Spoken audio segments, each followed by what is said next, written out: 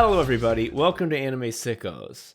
It's the podcast for geniuses. Oh, fuck. Yes, there it is. Okay, so folks at home, I just did a false start where I said, welcome to Anime Sickos podcast, and it was so jarring that, like, all my momentum stopped and we had to restart. And I was just like, do I usually say podcast? But no, I don't, because it wouldn't make sense to say Anime Sickos podcast, the podcast for geniuses. I mean, it makes sense in the sense that this sentence works, but it's...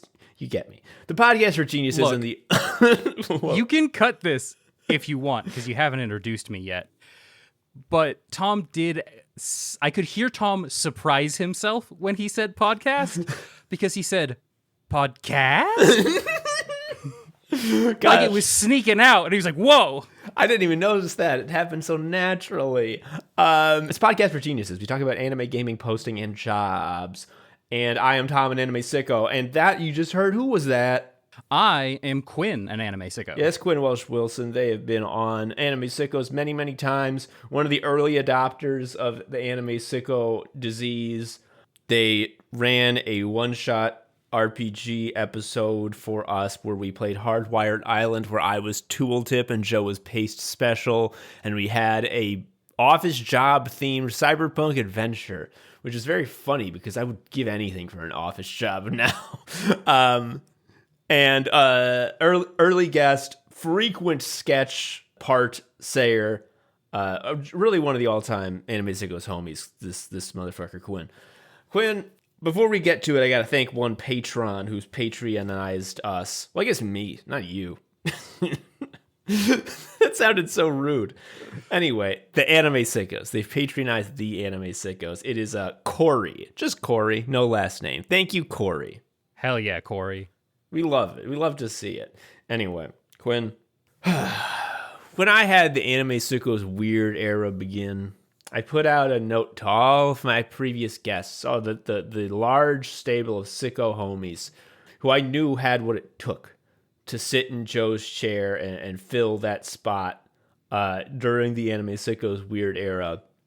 And I said, please pitch me whatever you got. Because, me and Joe, we're talking every single day. We know what each other is thinking. So, like, the episode topics just naturally flow from what we're already talking about. But, like, all of my sicko homies, I don't talk to you every day. I don't know what's going on in your lives. So I'm like, I want you to bring me the thing you're excited about. And you brought me something which I never thought would occur again on Anime Sickos, which is you floated to me the concept of an animated television show produced in the island nation of Japan. Apparently you watch that shit? Sometimes I do. It makes me feel dirty to say it, but I've been on an anime kick. Incredible. In the last little bit, I've been spending a lot of time on a stationary bike. And sometimes you can watch a YouTube video or try to listen to music, but it's really nice if you could just put on a TV show and say, I'm going to watch a bunch of TV shows, and then when I've done my number, I can stop. Yeah. And I decided, I haven't watched anime in a while, aside from very little things here and there. What would happen to me if I started watching 4 episodes of anime most days of the week?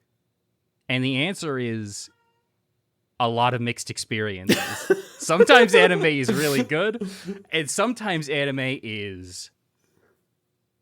Surprise! The second season's about how the main character's in love with a middle schooler now. Oh, no. Oh God, I'm so glad that nothing has changed in my long absence. Okay, so here's I'm gonna give it to you straight, listeners. Here's how the episode's gonna go. This is gonna be I was going to have a fake framing device where I was like in anime school and Quinn was like getting me up to speed. But I didn't want to do that. It's not funny enough to do the work.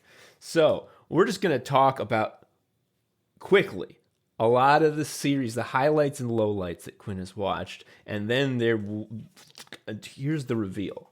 I fucking watched a whole season of anime for this episode. We're going to talk about that shit. But before we get to that part, Quinn, Give me your highlights and lowlights, because I know you got them. And you want to know how I know? Because we had a prep call. We absolutely had about an hour-long discussion where we talked about anime that I've been watching. So I'm going to start with some highlights. Good shit. You know, I don't know if I should save the best for last, but I guess I'm not. Bar none, the best fucking thing I've watched since I got back on my bike and started watching anime is the 2001 or 2002 Studio Pierrot adaptation of the novel series The 12 Kingdoms. Is that related to the Three Kingdoms? Or perhaps just the manga Kingdom?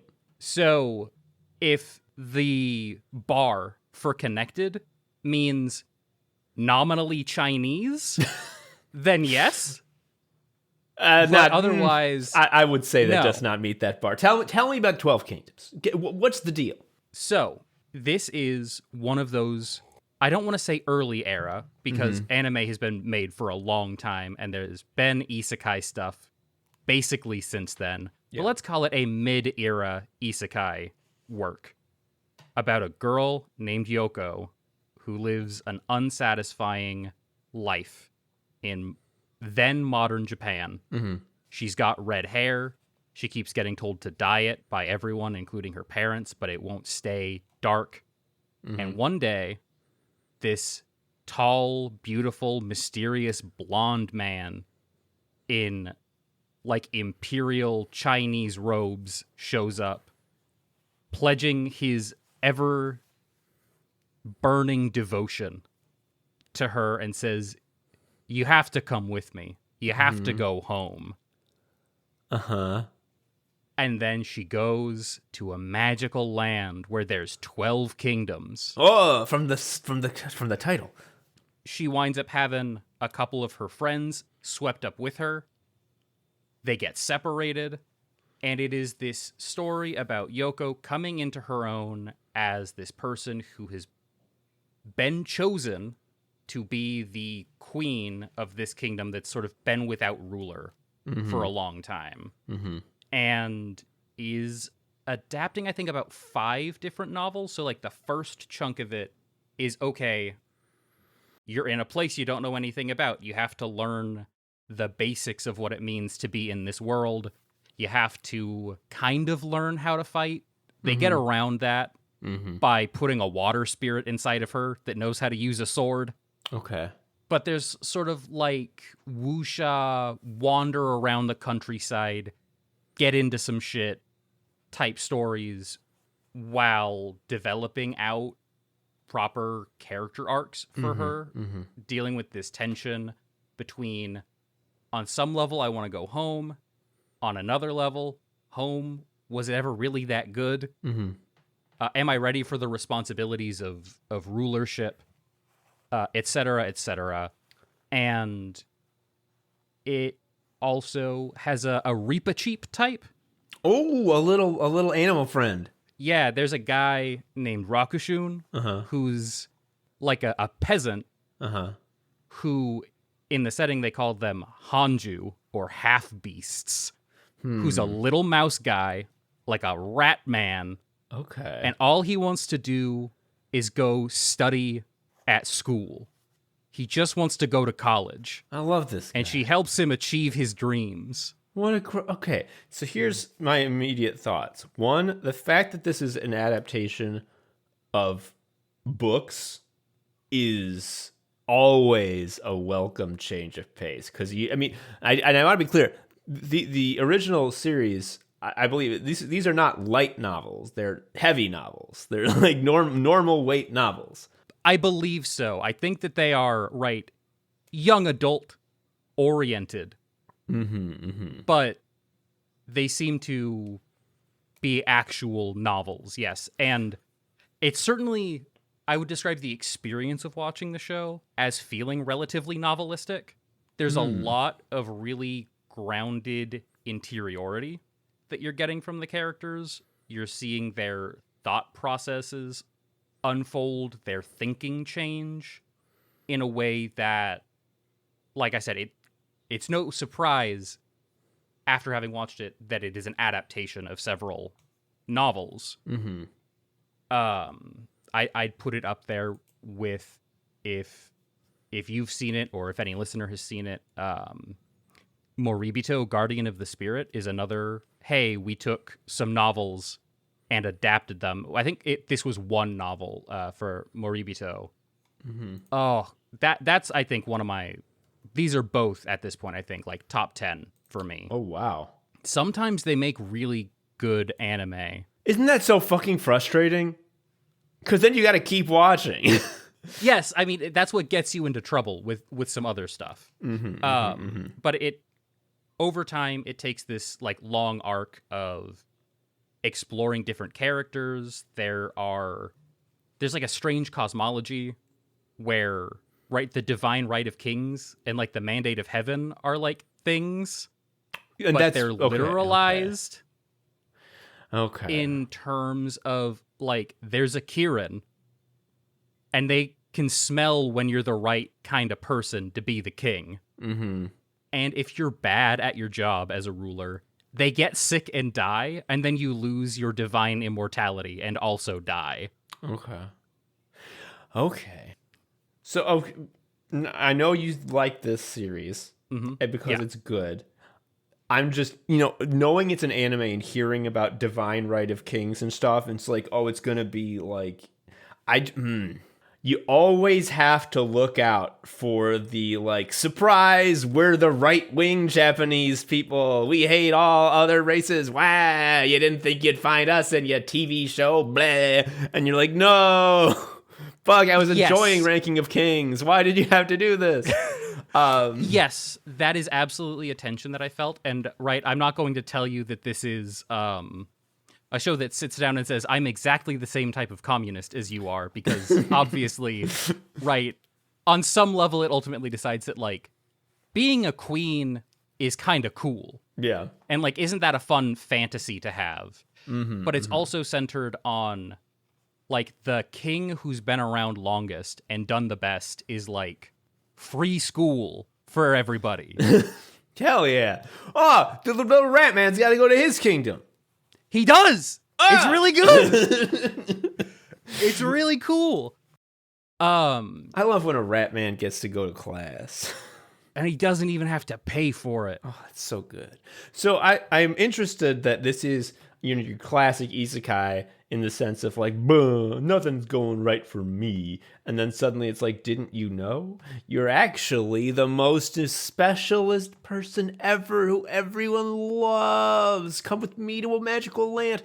And that sort of setup has ended up in a lot of truly bullshit shows that suck ass. Like, what about 12 Kingdoms? How do they take this same setup and avoid having it be stupid bullshit? So, two major things come to mind. One of them is that they give Yoko, the protagonist, a really good foil in this girl from school who winds up coming over with her, Yuka. Mm-hmm. And Yuka is even more of that person, right? She has been dreaming of getting out of this place. She's socially isolated, but has big dreams and winds up in a position where she's convinced that she is from this place. Mm-hmm. So there's a plot device or setting thing where in this world, people don't get pregnant. Everybody's born off a big tree. Okay. And sometimes a storm will come and knock your fruit off the tree, and then you get born in Japan or China. Oh, that sucks. I hate when my fruit gets blown off the tree. And Yuka becomes convinced, that's me. That's gotta be me. I'm one of those people. Mm-hmm. And has to reckon with the fact that, no, you're not. Mm-hmm.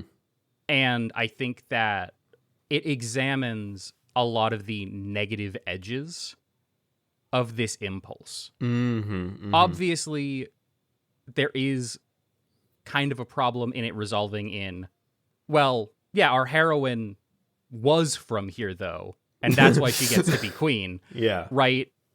But I think that they are thoughtful in examining what are the ramifications of, right, this impulse that drives the genre. Mm-hmm. And the second thing is, as that drops into the background, and even before that, Yoko fucks up a lot. Mm-hmm. She isn't just having a super cool, easy time where she has precognition or the god gene or whatever, and is like inherently magically superior to everybody. You know, it's much more of a device. I don't necessarily want to say more, because obviously I've described to you a pretty straightforward power fantasy. Yeah. Right. It just is. Mm-hmm. But it uses that power fantasy as a way into examining like ways of life and not just ways of rulership or domination. And I think that that's if I wanted to be extremely ungenerous to the worst examples. Oh, do it. Be a hater. Isekai, I would say that that's what they're doing, right? They're like, look at this domination, look at this subjugation of other people, look at this borderline solipsistic, self-obsessed worldview. That's really cool and good. And I think despite being, right, this special girl who gets to become the queen, they put a lot of distance between Yoko and that kind of thinking, or the story and that kind of plotting, right? She doesn't try to run away from it, and then the rest of the plot has like this gravity of pulling her back in. She does get pulled back in because, you know, hey, you kind of got to do this. Yeah, the Kieran says so. He's a magic. Well, I don't know if it's a he or she. It's a magical It is beast. a he, yeah. Okay. In this case. You can't argue with a magical beast. You just can't. Try it. You lose. And he's like, if you keep not doing this, one of us is going to have to die. And whoever the fuck is just going to keep ruling things, and things aren't going great here. Right? So again, there is that edge of like, well, there's something to be said about that. But it is also really thoughtful about, she doesn't love being a queen. It's not the best thing in the world for her.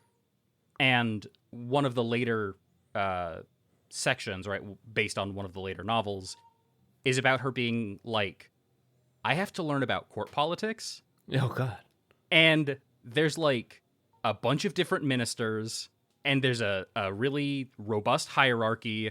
I have to think through all of this stuff. This isn't coming naturally to me whatsoever.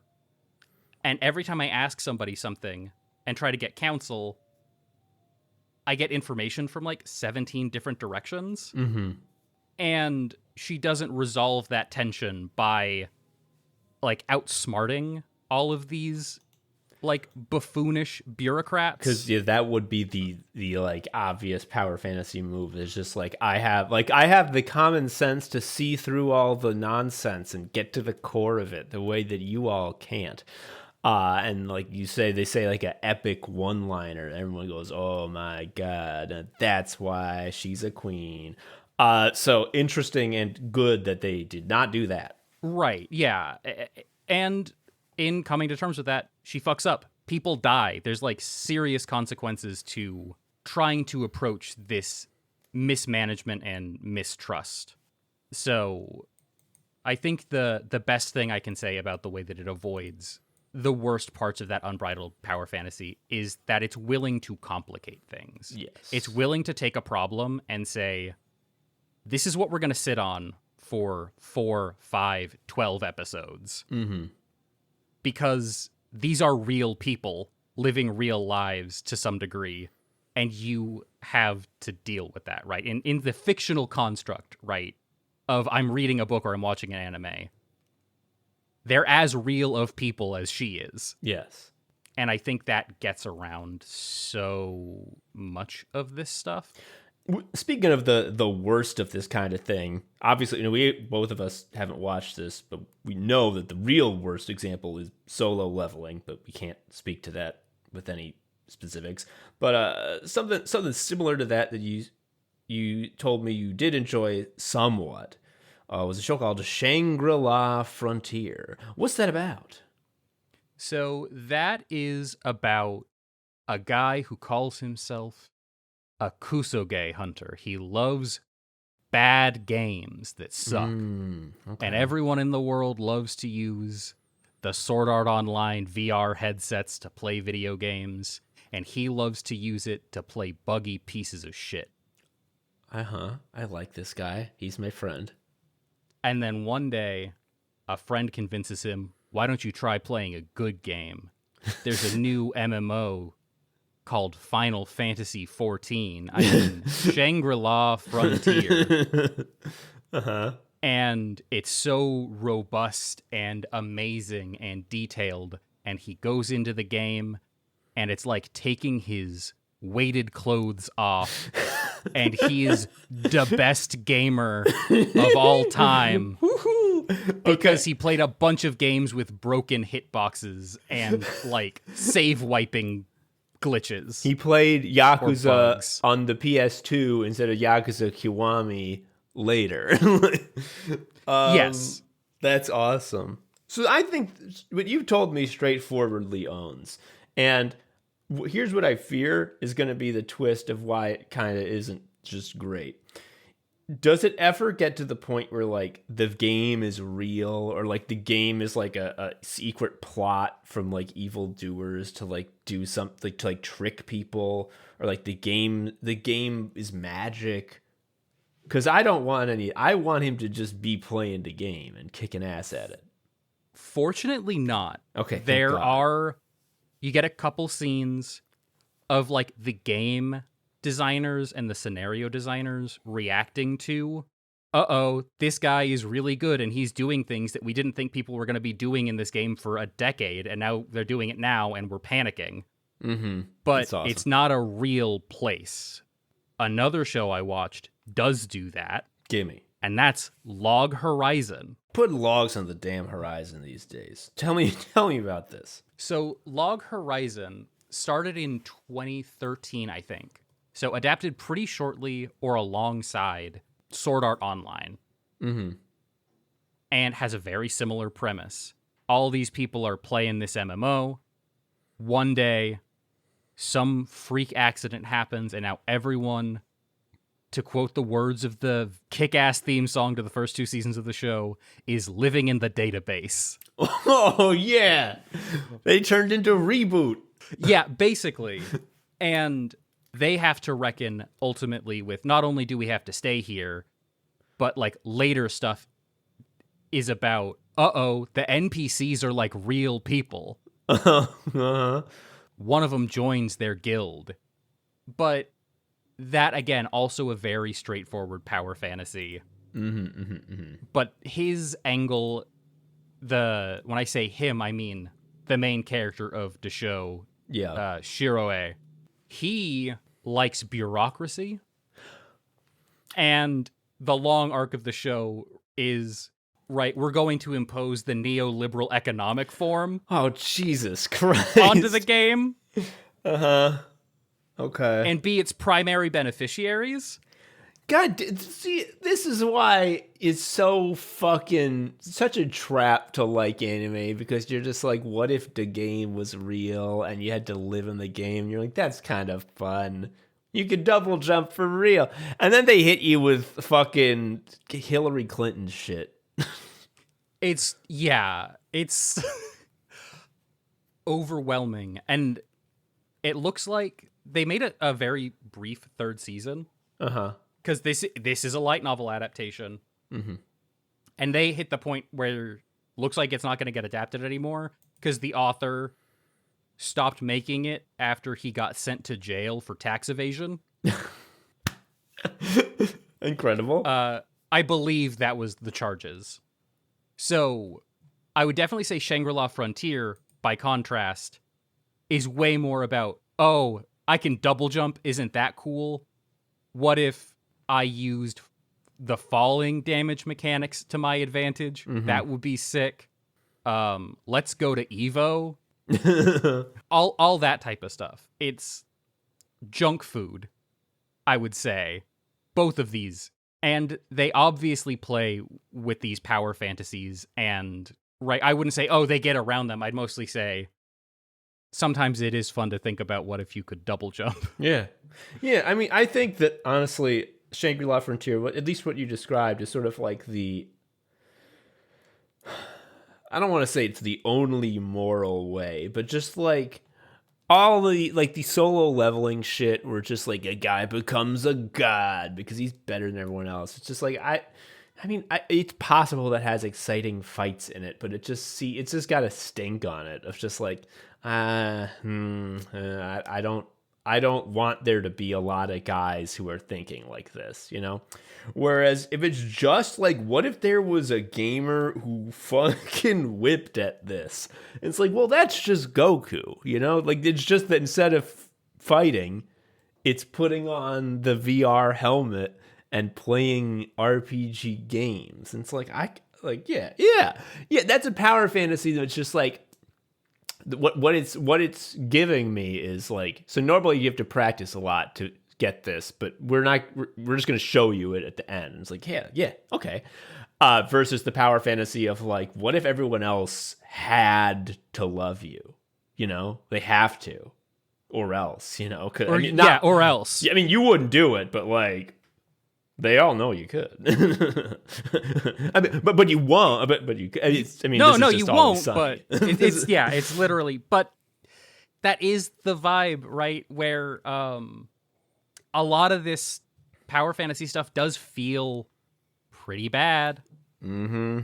And we were talking in our pre-conversation, our prep talk, about the ways that these power fantasies get sort of broken up on gendered lines in some ways. There's this, like I said, broadly solipsistic, violent solo leveling or Sword Art Online or Sasuke Uchiha to some degree fantasy, right, of being like the cool loner who has like immense mastery and power, and if it doesn't give you friendships, it gives you dominion over other people, and that's just as good. Yeah.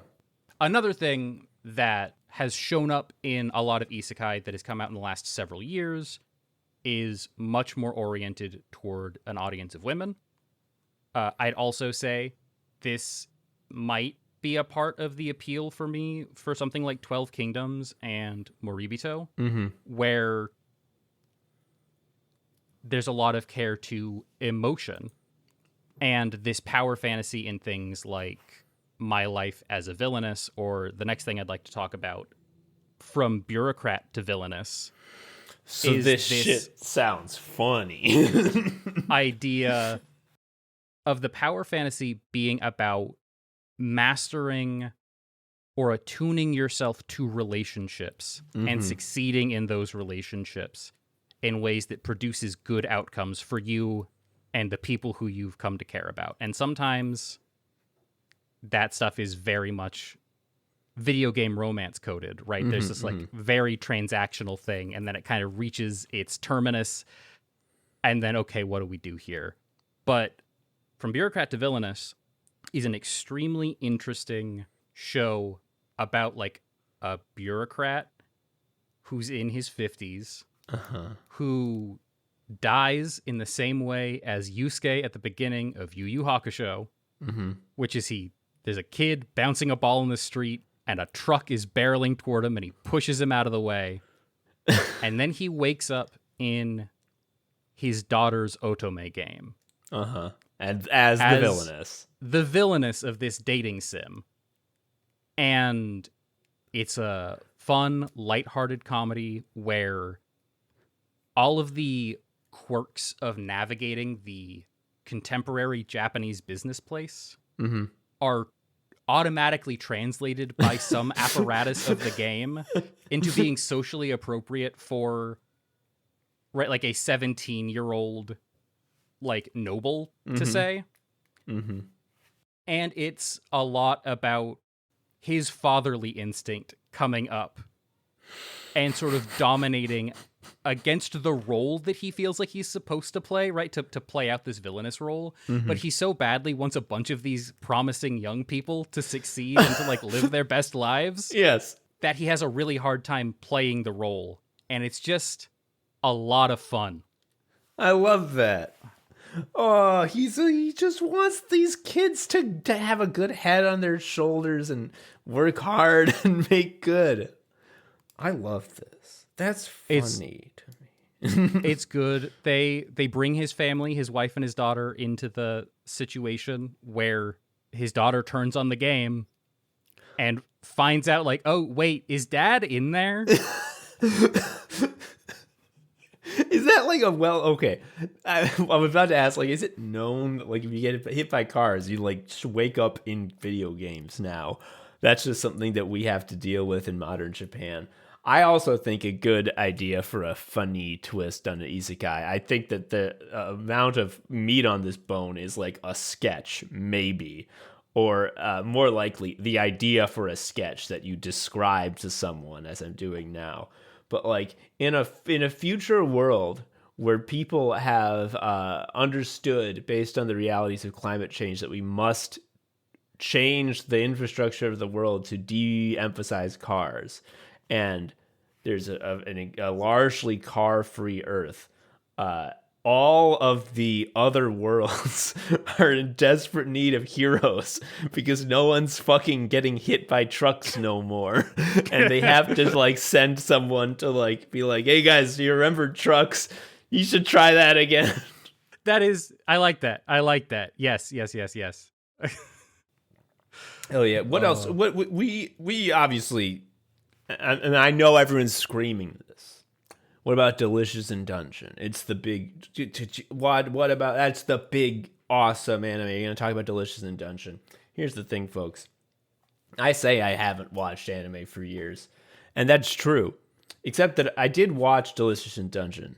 Or Dungeon Meshi, as you freaks like to call it. Or, if you're really a freak, Dun Mesh. Puh. I spit when I say that. It feels bad in my mouth. Done mesh. What the fuck? Anyway, I watched that, but I don't consider that me having watched a recent anime because I read the manga like years ago, and so it just sort of felt like visiting an old friend. It's obviously like we don't need to tell you it's great. Yeah, same, right? I watched it when it came out because I had read most of it and been like, yeah, this is really cool. I'd like to see what Studio Trigger can do with this. And it turns out they make it a lot of fun. Yeah. It's been making it good. It's just like those comic books that I read. Yeah. We got to move on. Quinn, I know there's one because I'm seeing it in my notes and I've double underlined it. So I know that means you liked it. Tell me about Apothecary Diaries. So the keen-eared listener is going to identify over the course of this episode that Quinn has a bias for Imperial Chinese court drama type shit, which isn't something I myself was super keenly aware of till I was writing down what's been interesting to me lately. Mm-hmm. And a bunch of it deals with this stuff. The Apothecary Diaries is one such show where a young woman named Mao Mao, who grew up in a slum next to a brothel, winds up getting sold to the imperial palace of the nation in which she lives, which I don't think has a name. Mm-hmm. But it's the imperial palace. And back there, she uses a combination of her doctoring skills that she got from being the child of an apothecary and her keen powers of observation to do a bunch of Sherlock Holmes stuff with this palace eunuch that she meets named Jinshi.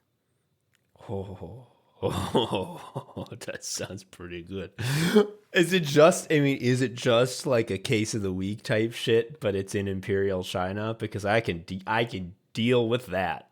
You don't need to fucking say another word. I'd say it's more X-Files style, right? Where they have like Monster of the Week and then kind of lore stuff. Each season usually lays a lot of groundwork. Are we talking supernatural beasts? So Not as such. There's some times where there's like a question of it, but it resolves typically in very grounded terms. I'm referring. Yes. When it gets there, it's very Scooby-Doo. I think. I'm referring to terms of pure structure when I bring out the X-Files.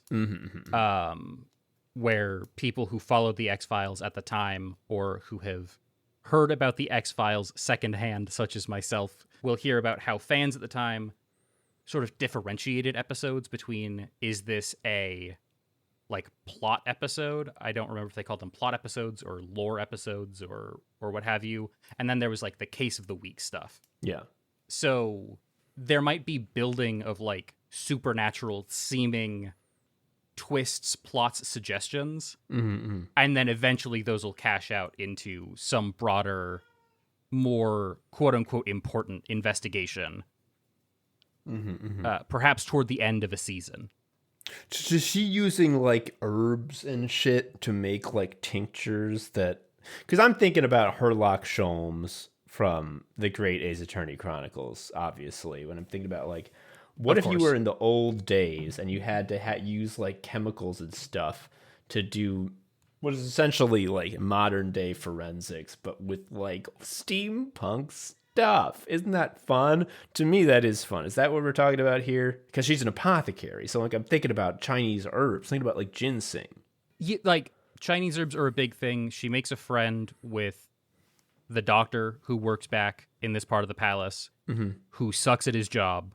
And so she basically takes on like the doctoring duties, and he has a bunch of drawers, right, of Chinese herbs and like bezoars and shit. Oh hell yeah, bezoars!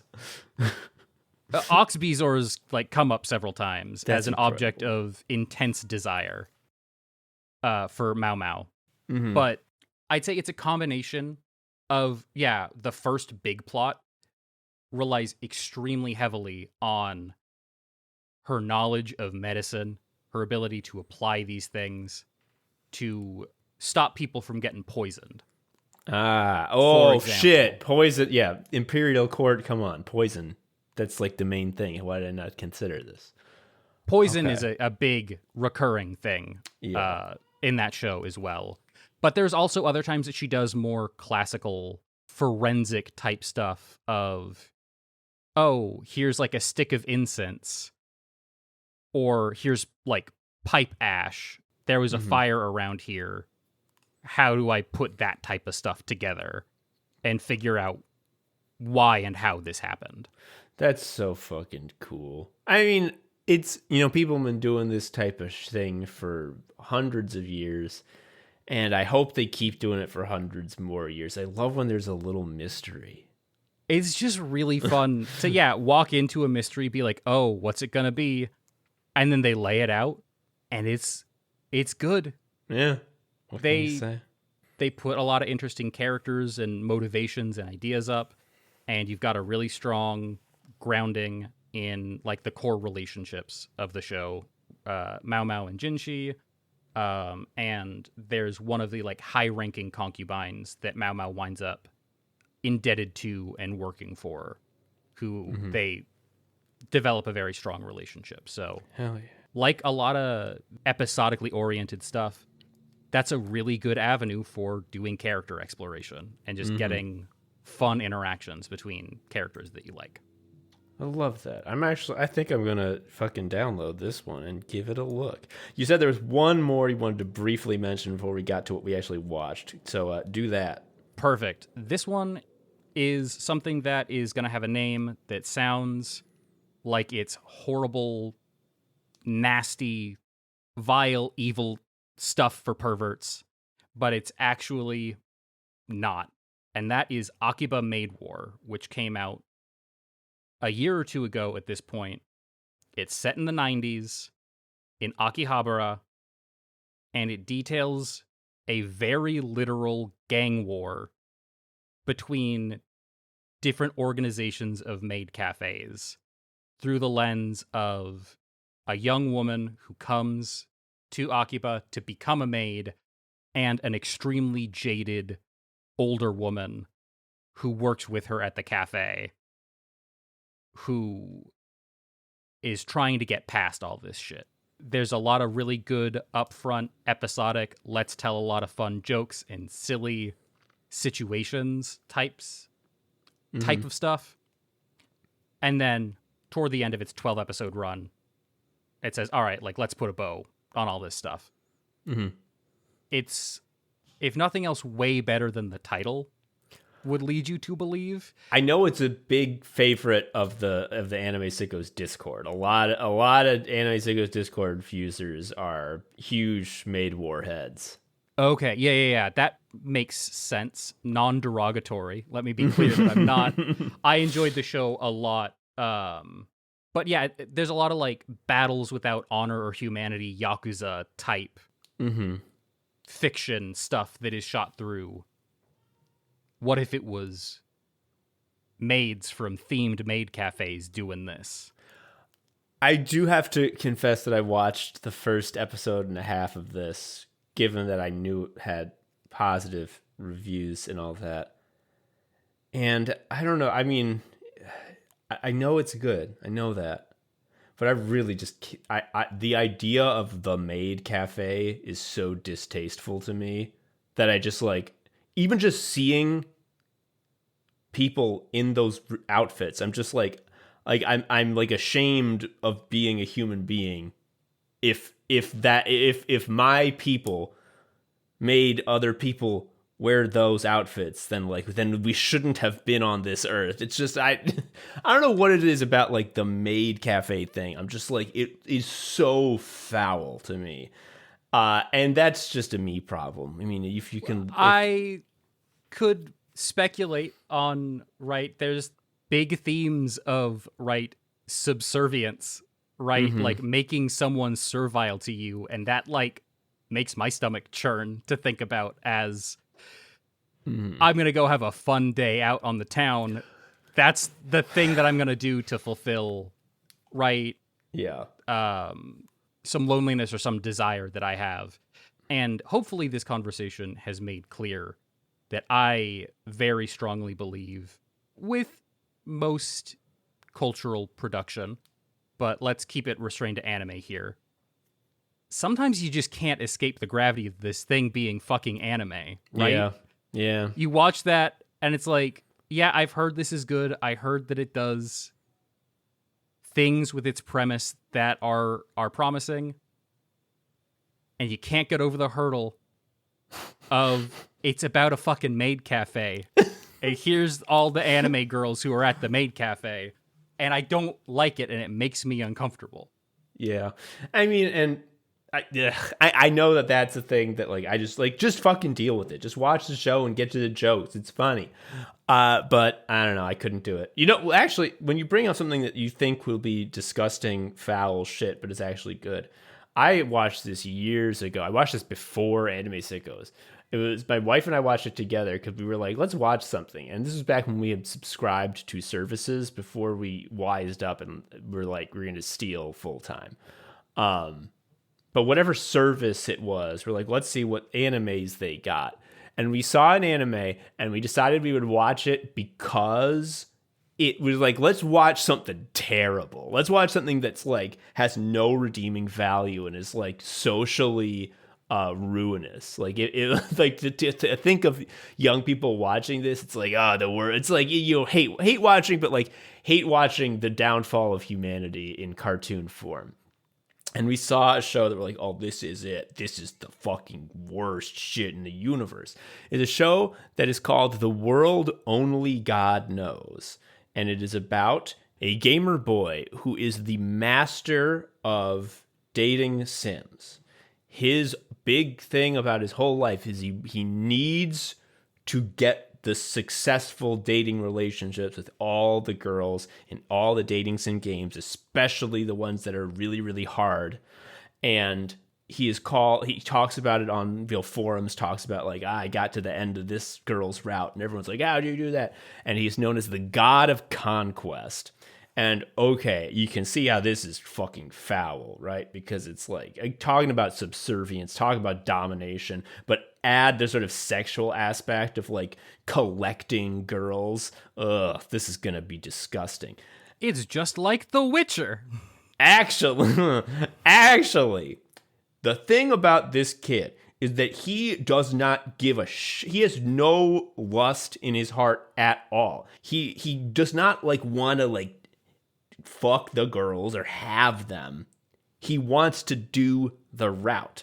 And the way that actually happens in the story is a stupid contrivance. A demon comes up to him, a good demon. It's like, well, only you can see me. And I'm coming here because bad demons have escaped and have attached themselves to girls in your town.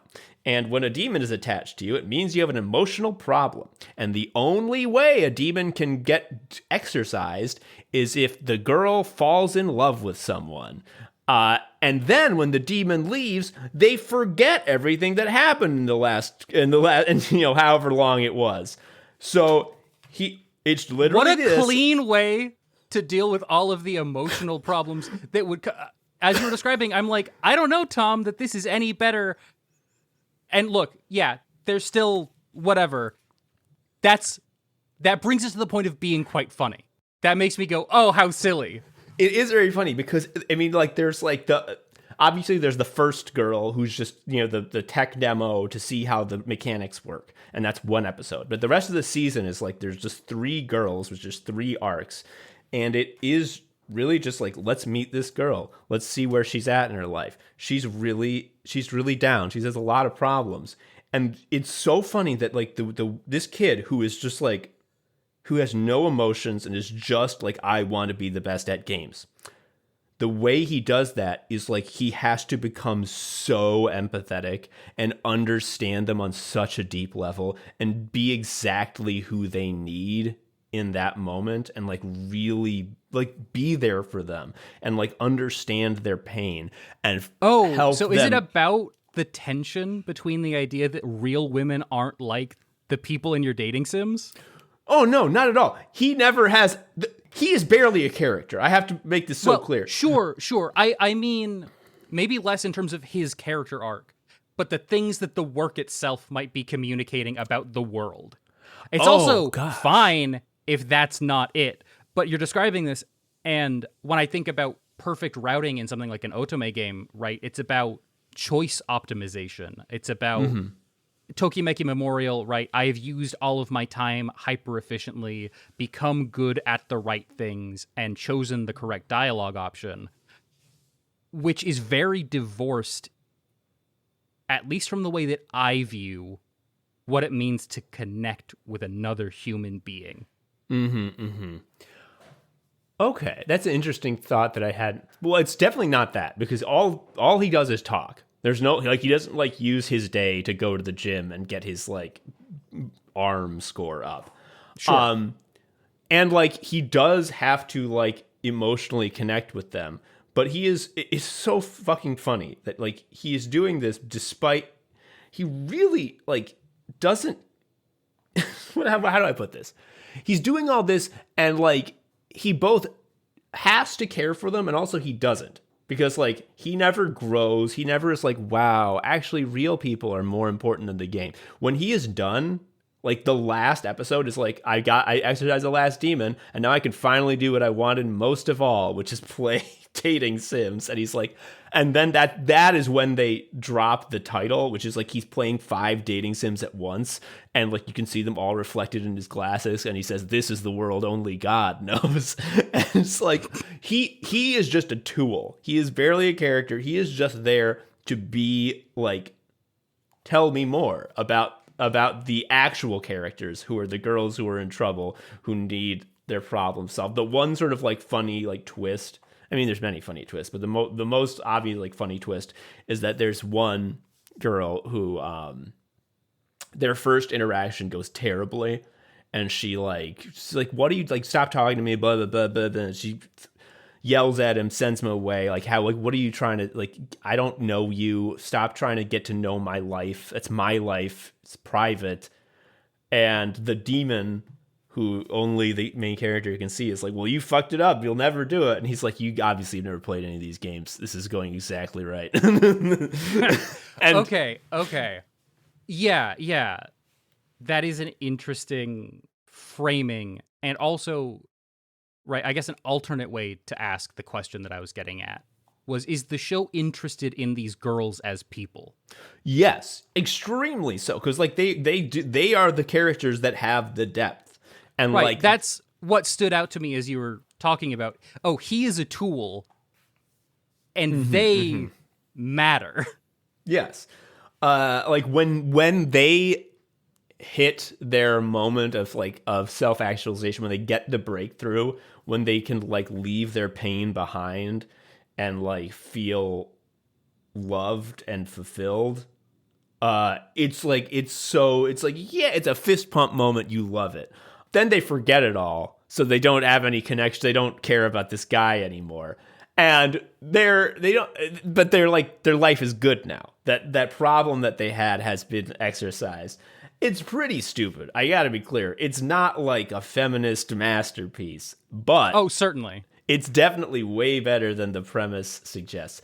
However, enough of that bad. Let's talk about the shit we watched. Actually, let's talk about the thing we were gonna watch, but then decided no. Oh, Shinichiro Watanabe, you've let us down. Yeah, we tried to watch Watanabe's new series, Lazarus. If you don't know that name, if that name means nothing to you, this is a motherfucker who directed Cowboy Bebop, Samurai Champloo, Carol and Tuesday, Kids on the Slope, one that we hadn't heard about that looks amazing called Terror in Resonance, where it was inspired by and has soundtrack based on the music of Sigur Rós, which that's going to be a weird one, given that he loves hot jazz. So like, Space Dandy, Space Dandy, Hopelandic wailing. Exactly, and also Space Dandy, which talk about an underrated fucking gem. That shit's very funny. And deserved a lot more than it got. Also, I gotta call it Kids on the Slope as being like, in no small part, why I'm a jazz guy today. Like, it really makes listening to jazz seem fun. And it is, folks. So I'll tell you that now. So Lazarus, I didn't know anything about his new series other than it's called Lazarus, and that it had Floating Points, Kamasi Washington, and a third guy who I'd never heard of doing the soundtrack. And I'm like, Floating Points and Kamasi Washington and some third guy can probably really pull out a hot soundtrack. Yes, they can. The soundtrack's good. Oh, absolutely. The soundtrack stands out. Stand out. Absolutely. We watched like 4 episodes and we're like, this has no story and no characters. This is nothing. It's so sad. I was really hopeful after the first episode. Yes. Because the sketches they present of the characters, I was watching it and I'm thinking, oh, this feels different than a typical getting the crew together thing. I feel like there's some substance behind the characters and they're not just their gimmick. And then I watched 4 more episodes and was proven wrong at every turn. Yeah, so I hadn't known that the action scenes are directed. I don't know what they mean by directed, because directing live action and animation are different skills. Maybe he has both skills. But the guy who did John Wick, so all the John Wick fights that were choreographed by that guy, he did the action scenes in this. And the first episode is really exciting because the main sort of thing is they have to recruit Spike Spiegel, who is now named Axel. He looks the same. He acts the same. And he's in jail. And like, we need you to join the team for the Lazarus mission, which we'll get to what that is. But you need to join the team. He's like, I don't want to join the team. You'll never get me. And they're like, why are you resisting? You're in jail. Like, what do you have better to do? He's like, you think I couldn't escape at any time? Watch this. And he uses his capoeira, like, agility skills to do a big parkour escape. And because this guy's Brazilian. Oh yeah. And he is does an incredible Sakuga escape chase, the trust in me, set me free, trust me, and we will escape from the city. And he's jumping off of shit. He's going bouncing off of things. He's got no fear, this man. Wow, he can escape anything. And the entire episode is the rest of the team doing their utmost to just get him to stand still so that they can tell him what the Lazarus mission is. And it's a real pulse pounder. It's a great action scene. I can't say, if you just watch the first episode, you will agree. The issue is they never really do anything else. And we should talk about what the fucking Lazarus mission is. Yeah, I mean, because I think I might have been more forgiving of some of these foibles if the fundamental premise of the mission didn't just make me kind of purse my lips and go, eh. Yeah. Mm-hmm. So there is a great scientist who invented a drug that is very difficult to understand what exactly it is. Is it a medical drug? Is it an over-the-counter drug? Is it a party drug? Is it all of them? It really doesn't. It is suggested that it is all of them, but I don't know how that. And also, like, it's in soda pop. He's invented a drug that is the ultimate painkiller. It's extremely effective at neutralizing pain. Doesn't have any side effects, and is, I guess, cheap to make. It's just like the perfect painkiller. And after inventing this and putting it on the market, he went dark, which was odd because he was previously famous. He was like a public intellectual that everyone knew, celebrity. And then after 3 years of being out of the public eye, he releases a video and he says, "Hey, everybody, I bet you didn't know this. The drug I made has a magical thing in it. Not magical, but like it has a special mechanism inside of its atoms or fucking its molecular chemical structure. That You're not off base to say that it's magic. Yeah. After 3 years in the human body, it fucking kills you.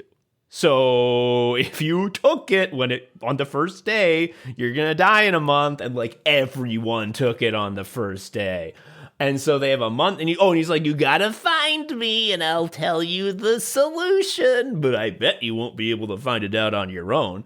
I need to step in here to say the idea that most everyone took it on like the first day that it hit the streets conjures very strange images of mid-2000s GameStop midnight release for the Motrin that kills you. Too. Yes.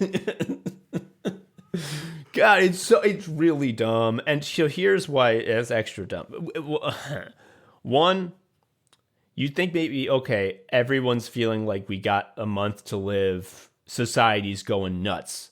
No, that never really happens. Society's just the same, and everyone's like, it's a shame about next month, eh?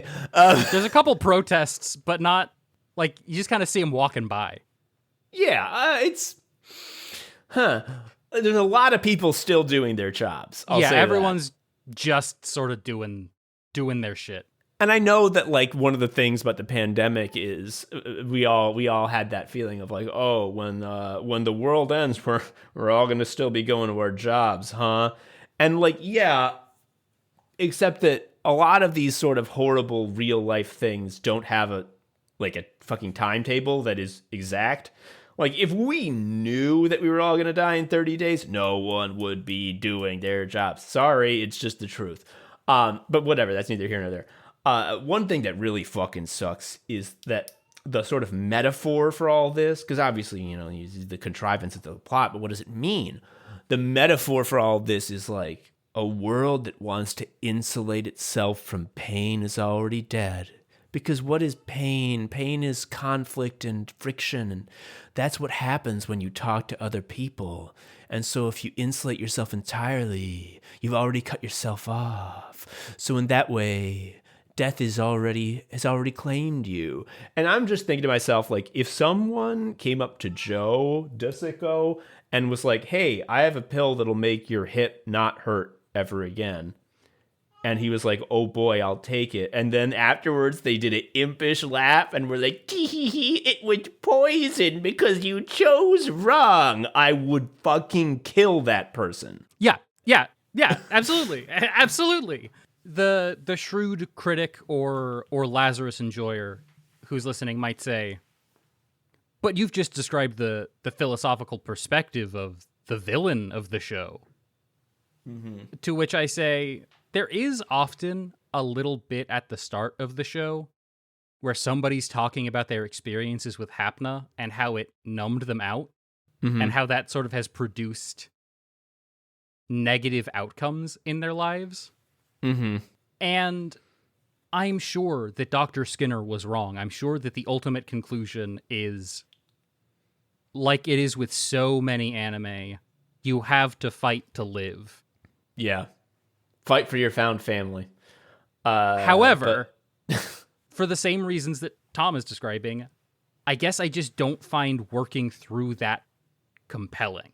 You need to have there be characters, and there just aren't. Like the episode 2 really was like a big like uh-oh moment for me, because the episode 2 of this show was like, I bet now they're going to introduce the characters of the team who we only saw briefly, and we're going to get to know who they are a little bit more. Episode 2 is, we think that Dr. Skinner, the inventor of the drug, might be at a doomsday bunker that we have records of him buying.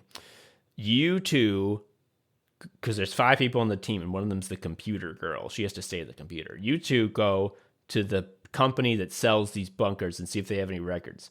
You two go to the bunker he bought and see if he's in there. They go to those places. When they get there, there are some other guys with guns who are doing some other thing, and they misunderstand and think that they're hostile. Our heroes, that is. And so there's a big action scene, a firefight.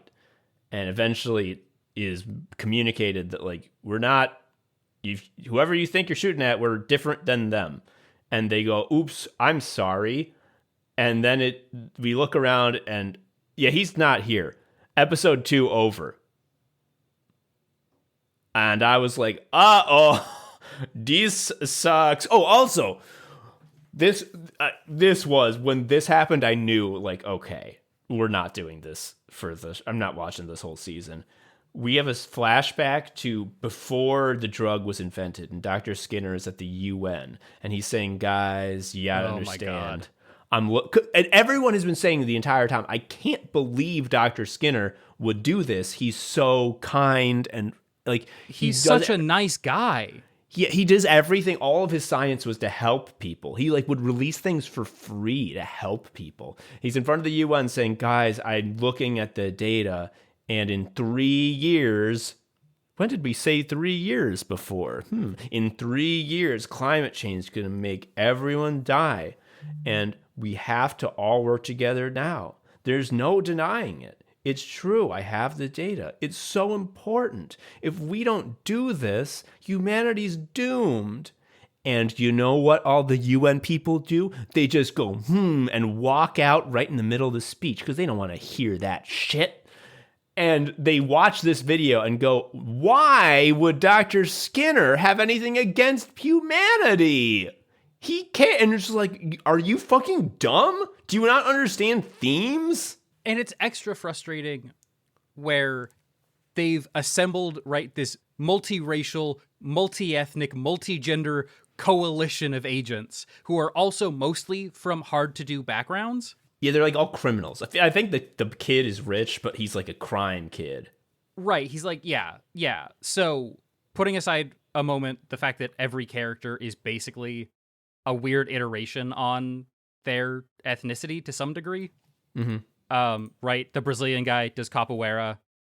The African-American guy was subjected to racism in graduate school, etc., etc. It just seems like these are the kind of people who wouldn't necessarily struggle to jump from, hey, we've got a crisis here.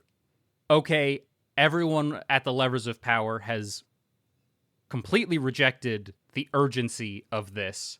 They've actually said, we want this to happen.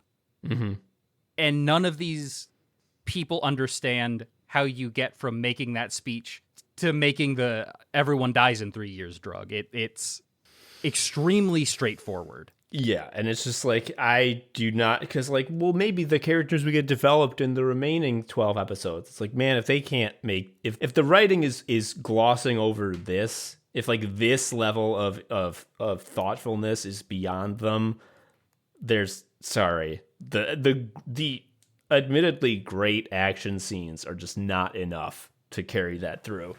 That's very much where I come down, right? I watched through a couple more episodes, and that tension, right? If these are robustly written characters over the course of the rest of this thing, I don't know how you square that with the idea that these people who really should get the idea can understand why this happened. Yeah, it's yeah, dumb. Anyway, so we watched something else, and folks, it was a great. I gotta say, watch the whole first season of this show. It's the only season that is out. I think the perfect show to get me or anyone back into anime after a long absence, because it is both extremely good and it also fucking sucks. I'm talking about Frieren: Beyond Journey's End. A show that's really good and fucking sucks ass, like all anime should. Absolutely. My high-level read on it is that's absolutely correct. And the parts of it that are good are because it has one trick that it can do really well.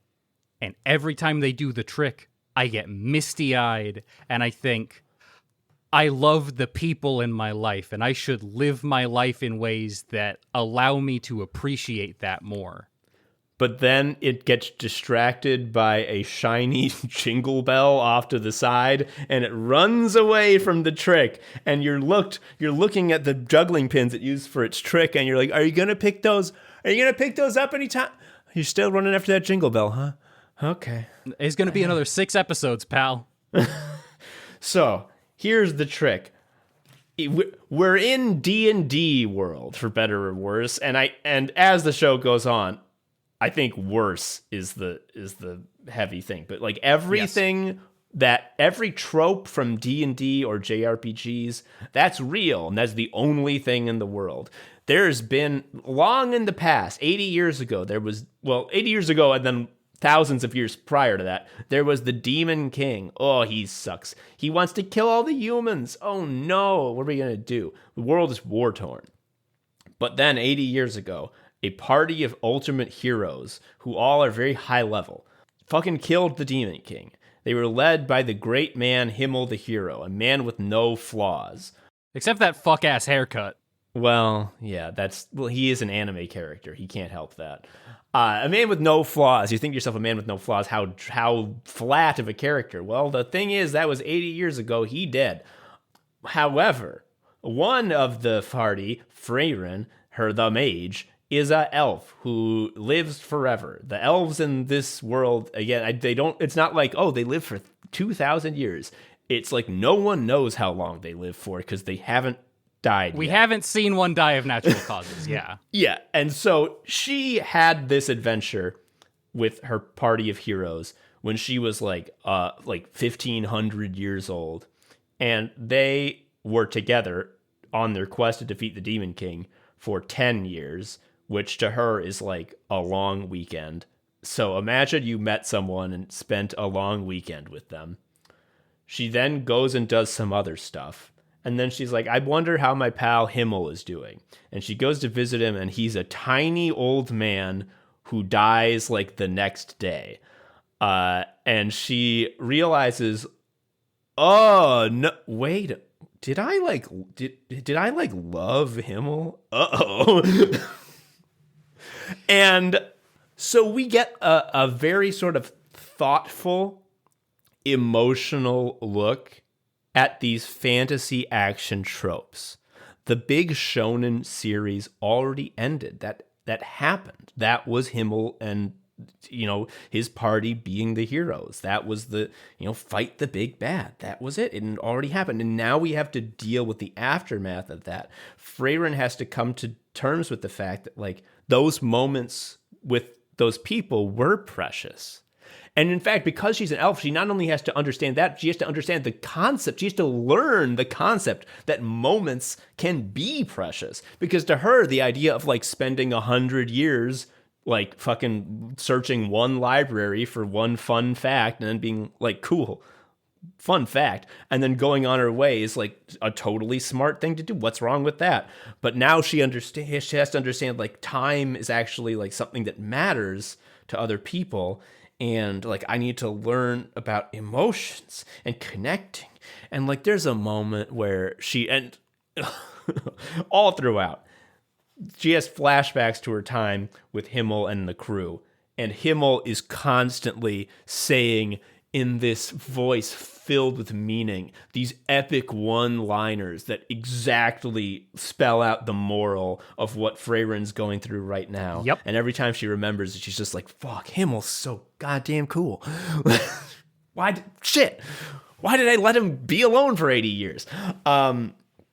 And it's lovely. Like she also she gets a new apprentice mage because the priest in her party, he lived a little bit after Himmel died. He's a human. He's an old man, dies from natural causes, and he found a war orphan named Fern, who he realized like she's got magic skills, but I don't know how to teach her. I gotta get Frieren to do it. And then when the priest dies and it's time for them to go on their way, and the girl Fern has already become a promising mage, Frieren decides, you know what we're going to do? We're going to go up to the northern part of the world where the Demon King's castle was, because there it is rumored that you can speak to the spirits of the dead. And obviously, when she fucking speaks to Himmel and says, I'm so sorry, I love you, I miss you, everyone's going to fucking cry. Yeah, all right, exactly. All right. Exactly. And throughout, I mean, because she is going to the same place she went with him, everywhere they go is somewhere where she has a memory of, I was here with Himmel once, and it's heartbreaking. It's so nice. However... So, before we get into the however, I want to say the first episode, I think, is such a strong microcosm of this entire thing, where they take a metaphor, right? They externalize the theme as this meteor shower that they all watch together as the city is celebrating because they beat the Demon King. Mm-hmm. And they're like, this only happens once every 50 years. And Frieren's like, who cares? Who cares? And everyone else, even the dwarf who is going to live to be like 400, is like, well, you don't get that many opportunities to do this. Like, for most people, this is a once in a lifetime opportunity. And she's like, yeah, whatever, I'll be back in 50 years and we'll all go do it again. I know a place that's better to like see it from. Mm-hmm. And then they get to, on their way to watch the meteor shower, sort of relive or experience not only again but newly a once in a lifetime experience, a once in a lifetime connection with other people. And then they watch the meteor shower and Himmel dies. And, right, the show is telling you, like, very openly, like, don't take the meteor shower for granted, dumbass. Yeah. But it works. It works, is the thing about it. For me, right? It gets me emotionally. The ending theme, I think, is really good in terms of also just like speaking to the overall themes of the show. Mm-hmm. It's so good. At least the themes of the good parts of the show. So let's get to that. Yeah. However, well, I do want to, before we move on, I mean, because it is good. Two other things that are good. Okay, I'm going to say two things that are good, and then I'm going to say my favorite moment, the moment that got me going. Yeah. So one, I downloaded this because I love stealing. The files I downloaded had the dub on default. So I was like, do I want to switch to subs every fucking time? Let's listen and see if it's insufferable. And I thought it would be, because Frieren is a perfect circle. Like, she has a perfectly round face, perfectly round eyes, round hair, and round eyebrows. And I'm like, okay, she's going to have a squeaky voice because she's made to look cute. No, she speaks like a human woman, like an adult who grew up. She's a woman in an anime who has some bass in her voice, and it is shocking. Like, I was blown away. Now, rest assured, as the show gets into it, We get secondary characters who talk like this. There's plenty of them. so don't worry. The dub still is annoying, but Friren's the character who talks the most, and she sounds normal. And performed or directed, I'm not sure which, in a very naturalistic way, Yes. which is surprising for the general standards of anime dubs, which I've watched more of than, I might like. There's things I like about them. There's things I don't like about them. A lot of them have congealed into a very particular style Yeah. that this contravenes. Mm-hmm. And seems actually pretty hard to do when you gotta do the thing where you're trying to follow lip flaps and whatnot as a performer. So you have this very sort of staid, naturalistic, low-key performance from Frieren, who's anchoring the whole thing, and it's very compelling. Mm-hmm. I will say that the one thing that how do I put this?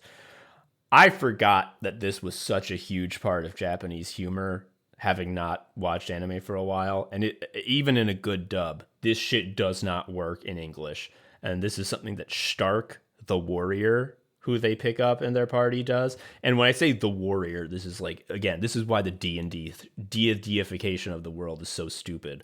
Like, they call people who like learn axe skills warriors. They're not people who are in war. They don't go to war. They go in parties and are Those the people warrior. do exist in the world, right? There's like army pikemen, but those aren't warriors. Yeah, no, a warrior is someone who learns warrior skills when they leveled up, whatever. Stark does the anime comedy thing of when something a little bit weird or silly or unusual is happening, they show the thing and do a little like, boo, smash cut, and he's going, what? The thing is unusual! And he yells what he's looking at. And that's stupid, but in English. It's very based in that traditional, right, Japanese comedy duo thing, where he's playing the straight man, whose job it is to say, like, you fucking idiot, that's not how things are supposed to work, what the hell? But that's like 50% of his lines, and he screams them like Krillin. I mean, like, I can't say anything against the actor because I guess this kind of shit does not work in English. He's just yelling, doing the assignment, right? He's doing what he was told to do, and he's doing it competently. But like, right? man, I don't think it's a bad performance. I just don't like the thing that is happening. There must be something about the way like Japanese language is structured that like someone being like, but I'm doing this. Huh? You're doing this, like, is hilarious to them because I just don't.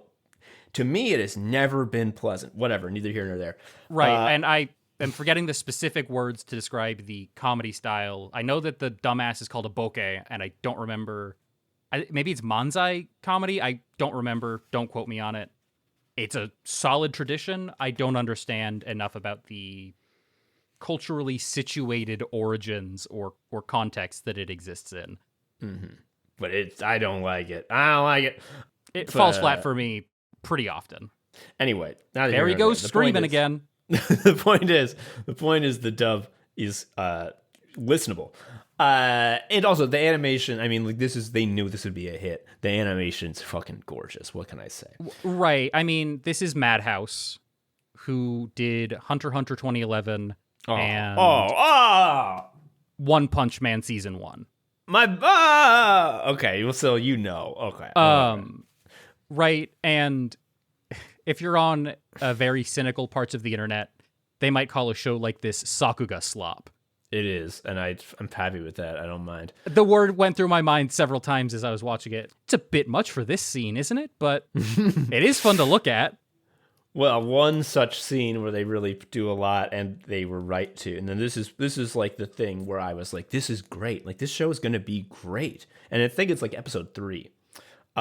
They're on their way, Fern and Frieren on their mission, and she learns that apparently in this town there used to be a flower that grew, but it doesn't grow anymore, and we don't really know why. And Frieren gets fucking activated because she remembers that that was Himmel's favorite flower because it was the flower that grew in his hometown. He said, I want you to see it one day. And she's like, I'm sure I will. And then, no, time passed and he is dead now. And she was like, oh, fuck, I didn't know he's going to die. And so she wants to find this flower. And because she's new to having a, well, not new, but like it has been a while since she's had a human with her, she and Fern like stay in this town for 6 months looking for this flower. And Fern's like, can we leave? I'd like to learn how to be a mage and like do anything with my life. And she's like, what are you talking? We've only been here for 5 months. Like, what's the problem? Put a pin in that. I want to circle back around as one of the interesting things about the show that feels like it gets lost. Okay. Pin there. Continuing on. At one point, they do their sort of breakthrough where after all this time, they realize like this little squirrel that we've been seeing all throughout, like takes seeds from plants back to its like house, wherever it lives, its den. And it's like, it could be that there were seeds of this plant found by these squirrels some other time. So let's follow the squirrels. And they follow them back to this old castle keep. That's like the only part of this ruin still standing. And Frieren shoots up to the top with her magic spell of flight and sees that in the top is a glowing field of this flower. And she fucking weeps because it's Himmel's flower. And I was like, this is so good. Oh my God. She loves Himmel. Oh, he's such a nice guy.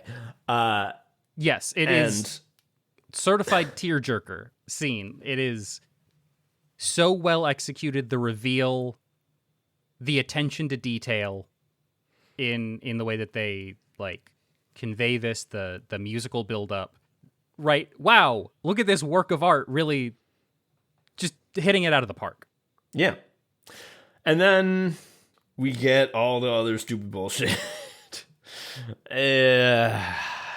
Where to even begin with the stupid bullshit? So do we want to take the pin out of what you put the pin in? Let's do that. So yeah, talk about that. You mentioned Stark or Stark earlier. I don't know how German words are pronounced. Well, I know Fern calls him Stark, so I'm just repeating what she says. Sure. I also noticed that. And then I don't know if it's going to make me sound like an asshole saying dun mesh if I call him Stark. So I think he's easily the most poorly rendered character of the main three. His backstory is so lame. It's like, back in my town, everyone said I was bad at war, but then my brother said, I believe in you. That's it.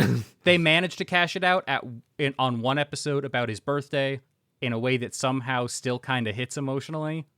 Mm-hmm.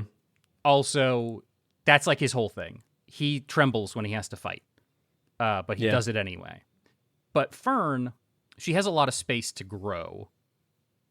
And she starts at an interesting place in terms of, I'm going to learn magic out of this obligation because it's basically my only way out and into the world. And I think through a lot of the first half of the show, or maybe the first third of the show is doing interesting things with Fern and the way she's constantly complaining to Frieren and saying, can we not spend 8 months doing some stupid bullshit? That feels very much about the relative powerlessness that one experiences in their life as a child. Yes. You don't get to choose where you're going most of the time or what you're doing. You just kind of have to follow along. And I think that's a really interesting arc for a character to have, or a very interesting conflict between two characters, especially for someone who is young and impatient because they're like 14 years old, and someone who's like 1,500 years old and is like, I literally don't notice that it feels like how long something takes, right? Yeah. And I think instead of digging into some of the more interesting wrinkles or complications of that over time, Fern mostly just kind of gets used to it, Yeah. as most children do.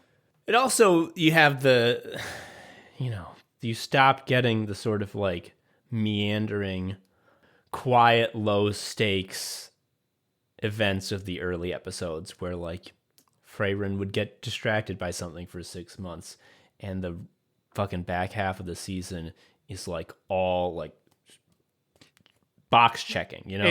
It takes place over like the last 12 episodes or something, or like a week of time.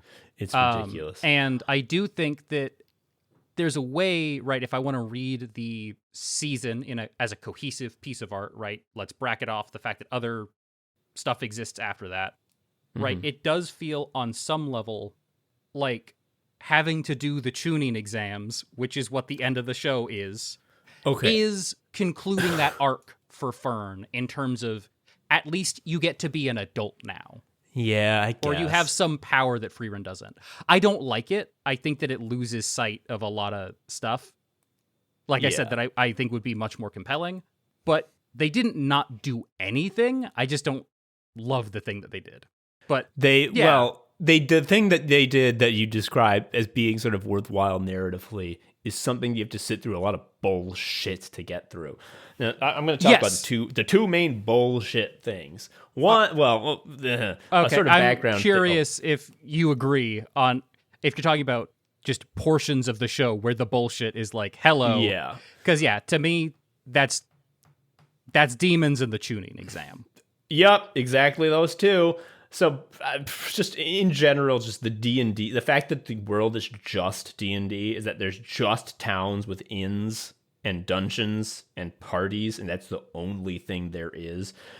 For a show that's so thoughtful and it is about thinking beyond the surface level, it's so embarrassing that like the world building is just like surface level, right? And that's something they make a lot of big declarations about magic users and the lives that they live and how that interacts with their magic that cashes out extremely confusingly for one character that we'll talk about later.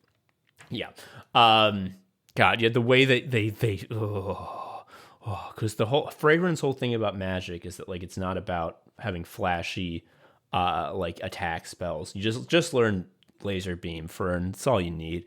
The real magic is do the fundamentals and then the real magic is to generate a field of flowers. That's the best spell, right? You know that. It's thoughtful, it's emotional, it makes sense. It makes you cry. Lovely. It connects you to other people instead of killing them. And then in the back half, they go into so much fucking like Hunter x Hunter detail about the power system, and it's like this is only interesting if you have interesting power systems, and you fucking don't. And this is not Togashi. This is far from it. But anyway, the demons, they encounter, they go into a city where there are some demons where there is peace envoys from the remaining demons there that have been broken and are leaderless since the Demon King has been slain. And Frieren tries to fucking kill them on sight and gets thrown in jail for attacking a fucking diplomat. And she's like, well, they're lying. Demons only lie. The only thing they're capable of doing is trying to kill humans. So that if they're here, they want to trick you into letting them into the city so that they can kill you all.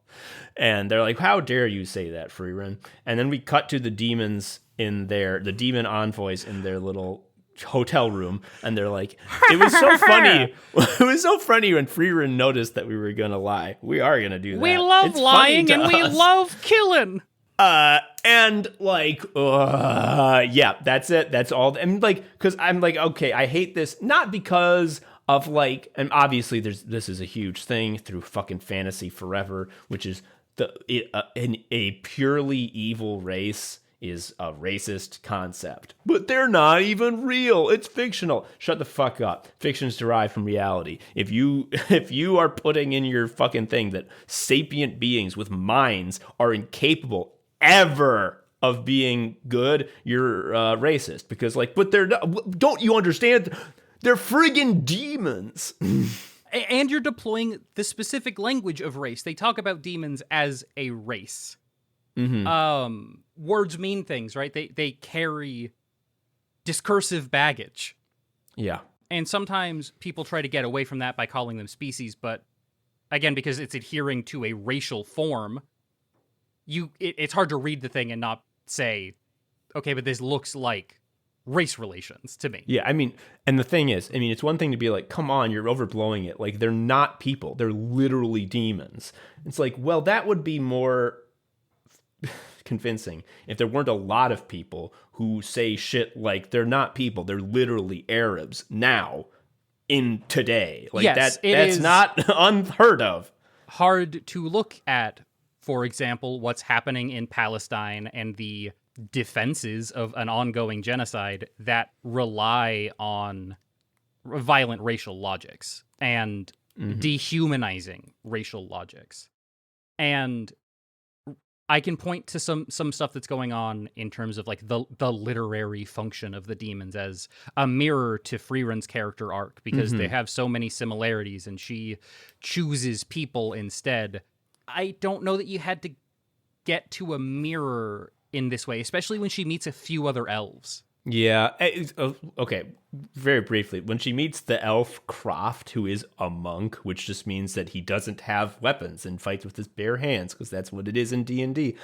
And he's just like a funny guy that they meet, and they're like, all right, bye-bye, Croft. It was nice to meet you. And then later, there's like a town where it's like, there's this fucking statue you need cleaned of 2 heroes who supposedly saved the world, but no one knows what they did, what they saved the world from, or what their names are. And one of them is Croft, and they're like, oh, huh. And like Frieren's like, yeah, I don't remember anyone like that saving the world. So like, so he's like 4,000 years old. I thought that was fun. I thought that was, yes, very nice. But yeah, the demons being, because they live a long time. They're obsessed with magic. They don't make connections with other people, just like Fern, just like Frieren. But yeah, she can go further. Well, that would make a little more sense if they foregrounded that more, which they don't. And even, I mean, like, I don't know. I don't think there's obviously way worse offenders of the sort of like latent racism of this type of thing. I feel like this is a very minor example of it, and it's not a big deal. What I will say is problematic about the demons is a problem in that the show gets way more boring when they're around, because if they are just all evil and need to be killed on sight, then they have become Smash Brothers break the targets. Like, that's all they're always just going to be little floating red targets to me, because what else is there for them to be? Right. In terms of the racial edge, it definitely strikes me as being much more latent than something, for example, like Ranking of Kings. Yeah. Right, where it doesn't feel like it was intentionally portrayed, and it's like, this is the racial or ethnic group that I'm writing about. Right? I don't have that hit with the demons. I also think there's ways that they try to pursue the idea of demon society. Demons don't have comprehensible emotions. They only exist to lie, etc., that get complicated in ways that also feel unintentional. There's a moment in the arc, right, where there's like the big demon general, Aura, and she has like the peace envoy, like main guy, and then he has 2 little demons who run around with him, like 2 lackeys. At one point, after the envoy gets like shot in the side and exploded by a magic bullet that Fern shot at him, the girl demon is like, I'll go take care of them myself, in a way that felt to me communicating some sense of allegiance or devotion or something that isn't cold-blooded practicality in the way that we have had hammered home over and over again. And the demon gives the peace envoy gives a very cold-blooded practical, well, no, you should only handle one of them and I'll take care of the other sort of response.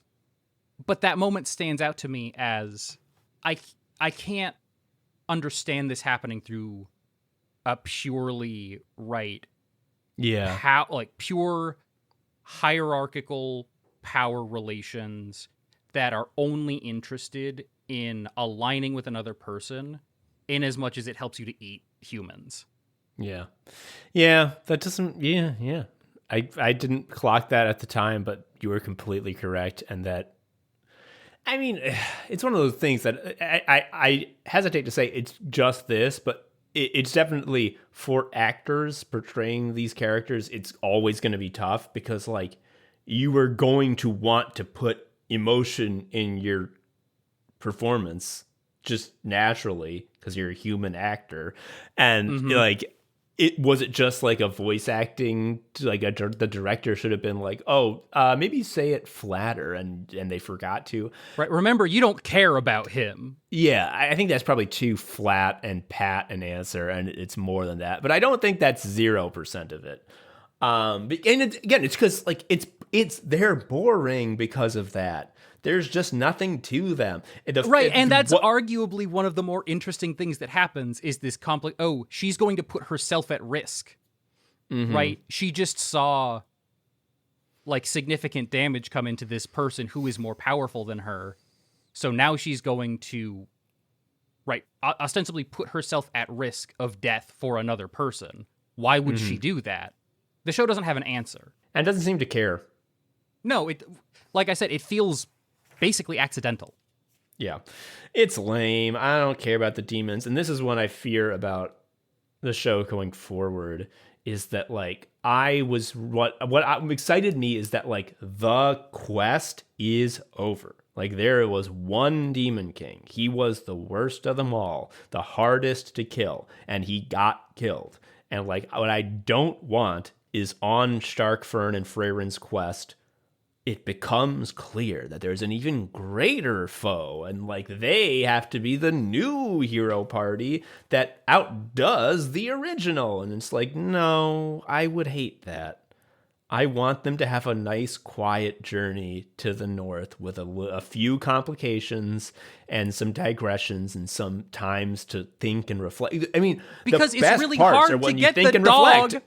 Yeah, it's really hard to get the dog to do the trick where he's juggling the fucking balls if you keep putting a sword in his mouth and saying, like, go fight those guys.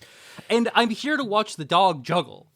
Yes, and that's why it makes me very furious that, like, the full back half of the series, the full back half of the season is, and you said the Chunin exams, so if you don't know what those are, folks, in Naruto and his ninja children friends have to take a test to become the next rank of ninja, Chunin.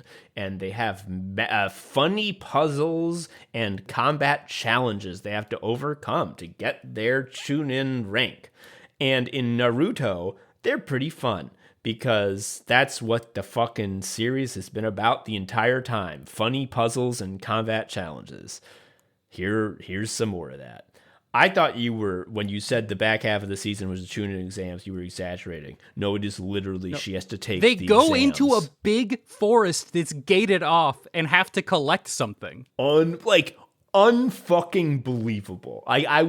My jaw was dropped because it is a betrayal in so many ways. One, it is a betrayal because if you have watched the Hunter exams from Hunter x Hunter or the Chunin exams from Naruto, it is impossible for you to derive enjoyment from the mage exams because every puzzle and combat challenge is just stupider and less interesting than the puzzle and combat challenges from those series.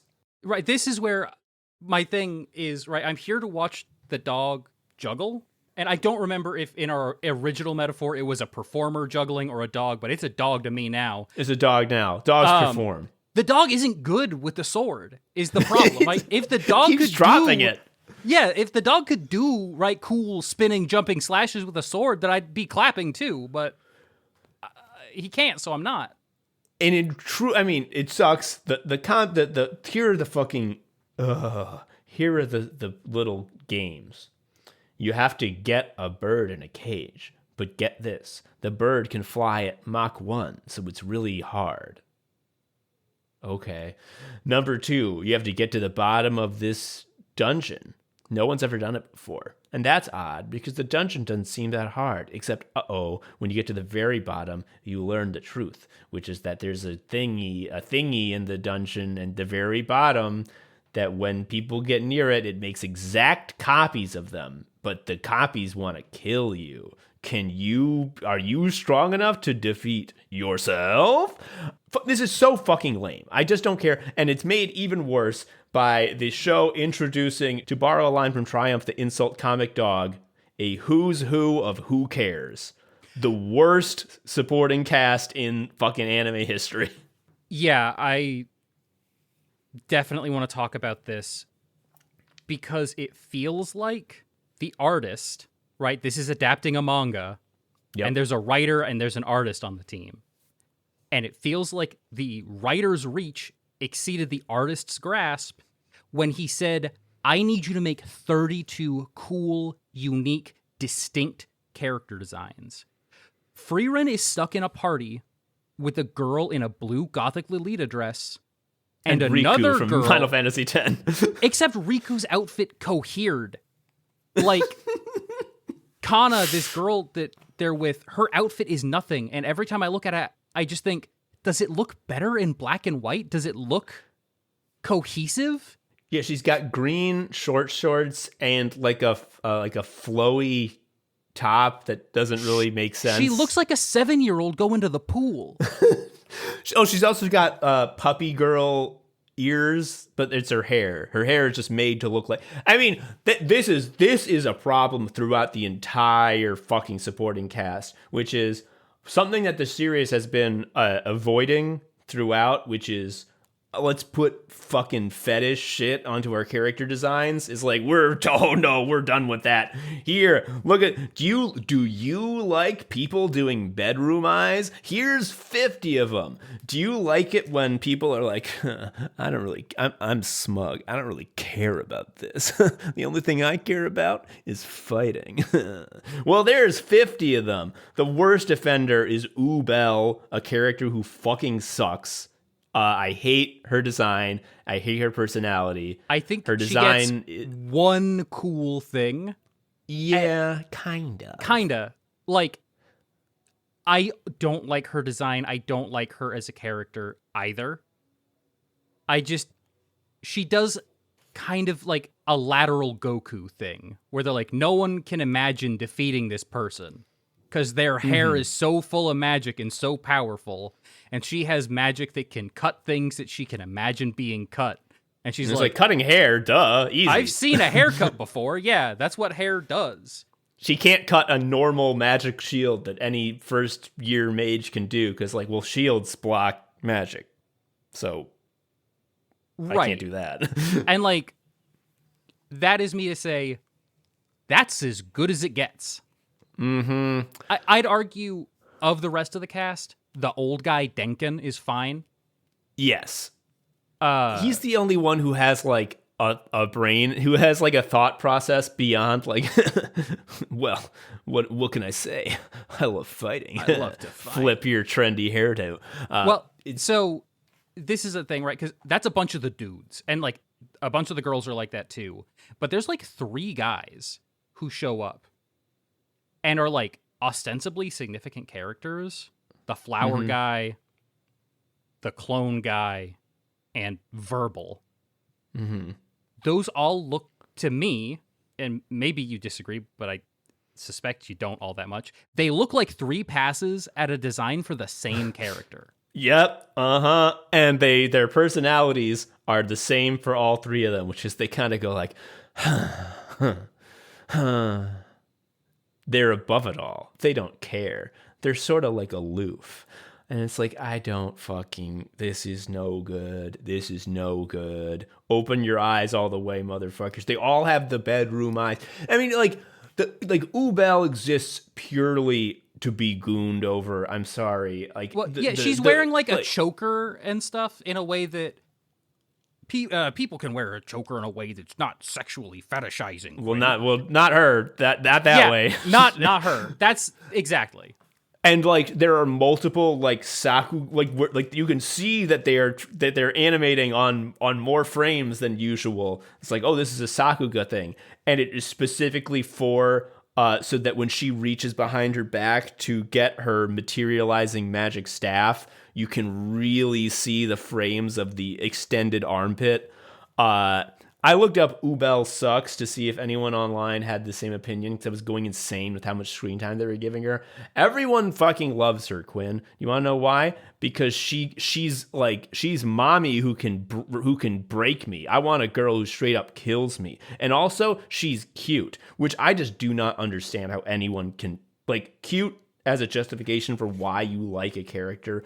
I just don't get that. Right, Cute is so easy to do. I can draw the heavy-lidded eyes and the little smirk my own self, and I have no skill. Like, that is nothing. Right, and it is wild. The heavy-lidded eyes are ubiquitous. Like, almost every character, male or female, has those in this arc. But I don't even think that Ubel does the, like, ooh, she's dangerous, she could overpower me thing quite well. Like, that's not necessarily something that, like, does it for me or whatever, but I've seen more compelling iterations of that character, right? I mean, yes, I think part of it why it's so hollow is because they say at the beginning, she's like, I don't even mind killing. I think it's fun. That's me. And then that never comes up again, and her behavior throughout the rest of the arc is like normal. Like, she never is like, ooh, I can't wait to murder. So she just says it once, and you just have to remember that is something she likes doing. Again, I guess we're going to evoke the specter of something that is better. And again, I gotta stand by. I quite liked Frieren. I liked it enough to rewatch it after having watched it the first time to talk about it in more depth here. She's no fucking Hisoka from Hunter x Hunter.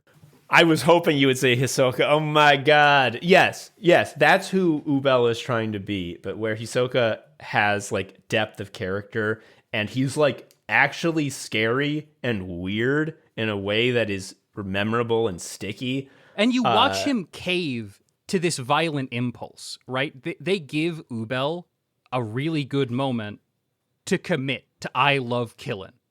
To just, this is the thing that drives me. I like exult in this violence, especially if I have the upper hand, especially if the other person can't fight back. And one of the cool guys is like, don't even try it, or I'll kill you before you can move. And then she's like, okay. God. So fucking, they all talk like that. Like this. Oh god. Oh, speaking of smugness and heavy-lidded, the entire exam is run by another elf, Serie, who is even older than Frieren and better than her at magic, and she hates Frieren because she thinks that magic is about having the best attack spells, and Frieren doesn't understand that's the best way to do it. And like, as a character, she makes the demon thing worse because they're doing the demon thing with her. Yes. God, fuck. Her whole thing is like, I know all the spells that ever were, and if you do what I say, I'll tell you whatever spell you want. And Freyren's like, I don't want that. I like looking for spells. To me, that's the most fun part. And she's like, you dumb motherfucker. Why would you ever say that to me? And she is also a fetish character. She's got the sex eyes. She's got her feet barefoot. Out. Glad we got there at the same time. Yeah, it's fucked. I don't like it. She's just wearing like, okay. a pillowcase.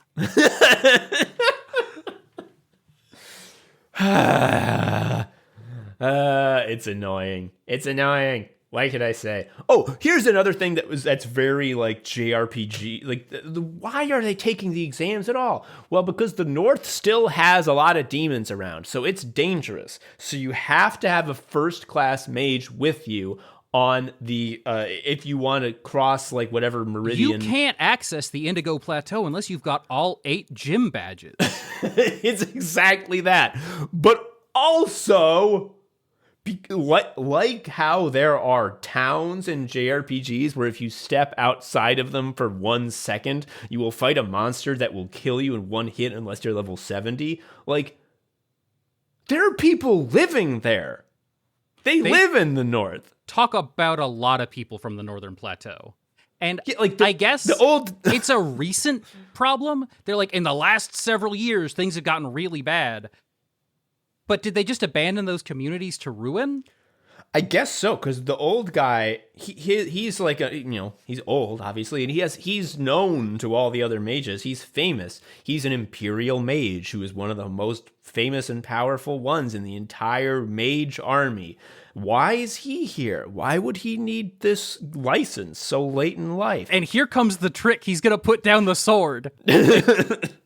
He wants to visit his hometown, but it's in the north. So he has to get a license. Just like, what the fuck are you talking about?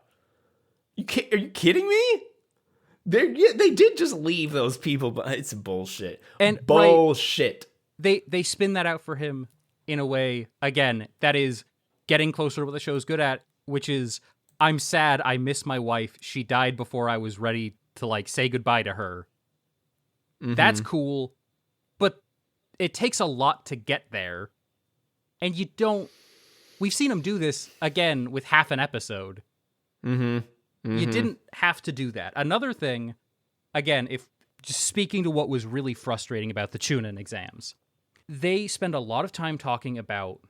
Ubel says this, Denkin says this, Schneider, or whatever the fuck his name is, the guy with no face and, like, a maroon suit.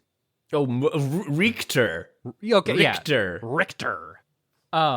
They're he does earthquake magic. Fuck this. It's his... I hadn't put that together. Fuck me. So, that gives me... Because he is the most irritating part about this thing that they keep hammering home is the life a mage leads influences, one might argue, right, produces the kinds of magic that they employ. Yeah. They are responding to the emergent needs of the contexts in which they live. Mm-hmm. You just explained that Richter does big earthquake magic. Yes. And you might think, what kind of a life would lead to a guy doing that kind of a thing?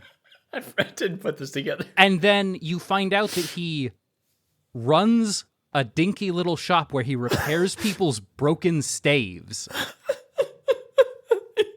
He runs a store. He's the clerk. He's a shopkeep. Oh, fuck. I didn't think of that.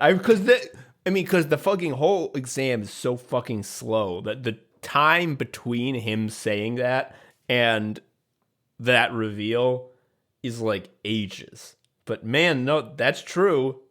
He's one of those guys. He's like the taking up the family business, but resents it. And it's like, this crappy store. Huh, not a customer. I hate those. Like, that's the kind of like shopkeep he is.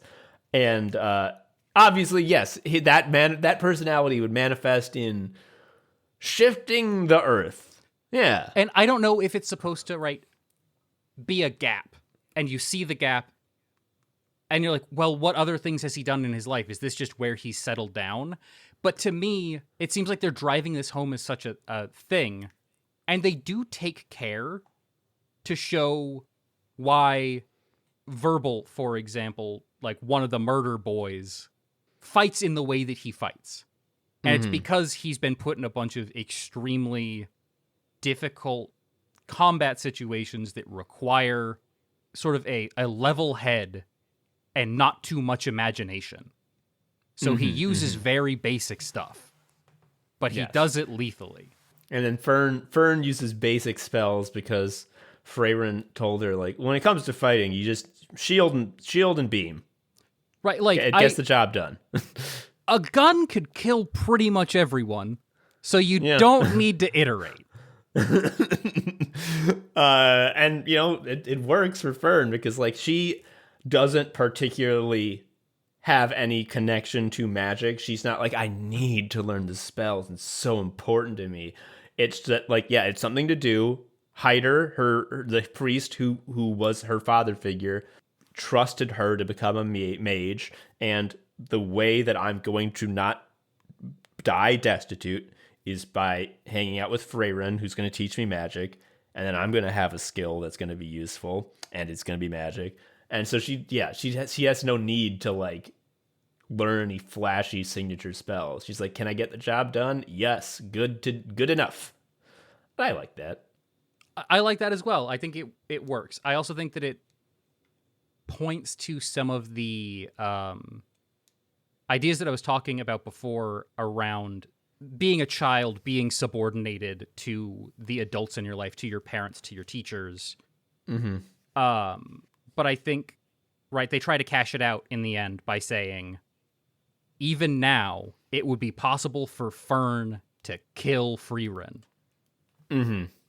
Are you clapping now, power scalers? Yeah, because she's the one. Because the big problem is they can't pass the test unless someone gets to the bottom of the dungeon, and there's a clone of Frieren who is the strongest person in the universe, and it has to be Fern that takes her down. Wow, what does that tell you? Yeah, I don't know. I mean, if this was 4 episodes instead of 14, I would be like, these were 4 bad episodes, but it wouldn't be a problem for me. Exactly the issue. I felt slightly fonder about them the second time that as compared to the first time. Mm-hmm. But it's not what the show does well. And so them taking fully half of the runtime to be about, I mean, the mostly what fights. it's about is, what it's about is the fucking mechanics of the stupid challenges, which are not interesting enough. If this is your first time seeing, like, a shonen powers exam, maybe this would be interesting to you. But in the Hunter exam, the first thing that happens is there's a guy who's trying to give everyone diarrhea cola. That is so much more entertaining. There's not a tonpa to be this. found here. No. Right. And the twist, or like the catch to the first stage of the exam, right, is you have to suppress your mana. This seems to me, based on the way that they've talked about fighting demons, right, this has gone from niche information that Frieren's teacher 1,000 years ago held on to sort of the preeminent technology that defines how mages go about their business. And maybe that's me overreaching in my understanding of the world.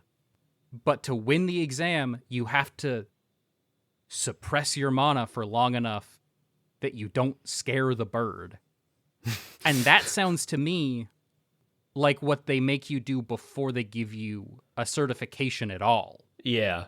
It's like the show wrings extremely little juice out of the catching the bird puzzle, because as you say, the solution is like, I thought we already talked about when the demons were here, that suppressing your mana is so important for demon killing, which is the main thing that mages do. So like, and yeah, the Demon King's been dead for 80 years or whatever, but there's still demons running around. And like, exactly, yes. It seems like it shaped the trajectory, right, of the cultural practice of magic. So that's dumb. That's not interesting. The bird catching is not interesting because what do you do? It's a bird, right? And so they try to, like, again, this is D&D world. They try to force like a novel solution by being like, there's a bunch of rivers and streams. These birds need to drink water to survive. And there's a big barrier, and it's causing all the streams to run dry. And so they can capitalize by tainting all of the water except for one pool of water, and then use that to catch the bird. Sure? Is my general, like, I guess I've just seen more exciting, creative responses. And then, I mean, the real fucking fact of it all is that the actual things that occur in the first, all that bird shit, who fucking cares? Because they all realize, oh, one not only do you have to have a bird, but all three of your party members have to be present at the end of the. So if someone dies, exam, right? Yeah, so someone dies, then you lose. So let's all just fight. So what it ends up just being is a bunch of little combat encounters with a power system that is very boring and flat, and with characters I don't fucking care about. Right. It's very interesting. And when I say interesting, I'm trying not to be mean. That the show centers Frieren, a character who loves magic, who loves collecting spells, right? Who has a vast array of potential arcane abilities at her disposal, and then decides that pretty much every other mage in the world picks one spell to do. Mm-hmm. And then that's the only spell they use. And that actually speaks to an issue I had with an anime I didn't talk about, which was Mashal. Magic and Muscle, where the same thing happens. It feels like the promise of magic, spell casting, is this idea of flexibility, of you can use different spells to do different things. But it collides with the form, right? The shonen battle manga form, which is about, often, not exclusively, but you feel it falling prey to the pull of this, about guys with one very specific power that they have to use in the situations that they're presented. Yeah, it's about rock, paper, scissors. Exactly. Or sometimes, which is why it's so interesting that that's Gon's power. Yes. I also rewatched Hunter x Hunter on my bike, and then went and read a bunch of the manga to get caught up. And it's just like, I know that when you talk about especially stuff in this genre space, right? If you're talking about shonen stuff, you just kind of have to bracket that. To some extent, you have to bracket Dragon Ball and just be like, those things are over there. And like, we just don't. But fuck! Yeah. Because Hunter x Hunter also looks at, oh, well, how do you wind up with a guy who only does one thing? It provides interesting answers and then puts people in situations where they have to, like, either bend or break in terms of what they can do. And sometimes they just break. And sometimes they do just break. Yeah. Like, that's like the first thing that you get in Hunter x Hunter when they're talking about Nen powers. You have the guy with the Wolf Fang Fist who tries to, like, do shadow clones, and he can't hack it. He fucking breaks. So good. God, Hunter x Hunter is the best show. It's really good. But here, you just have people, right, choosing, again, at, like, the most dismissive, just choosing the color of beam that comes out of their gun. Yeah, like the twist, the bend or break moment that makes our heroes win. So the Gothic Lolita and fucking Dollar General Riku are ice and water mages, respectively, which is why they hang out together. Also, I think they're smooching. Another reason to hang out together. And water. We just said the streams are all dried up because there's a big dome over the test area. There's not going to be enough water for her to use her magic spells. She is not at her best, and so they are fighting Richter. So it's using ground Pokemon against ice Pokemon versus water Pokemon who's out of PP. What's going to happen?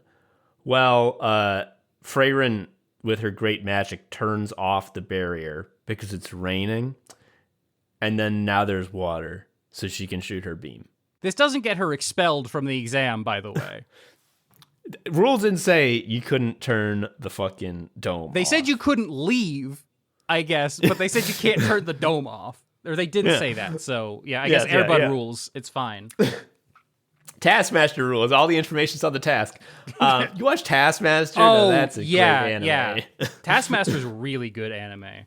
I was delighted to see Jason Mantzoukas on this most recent season.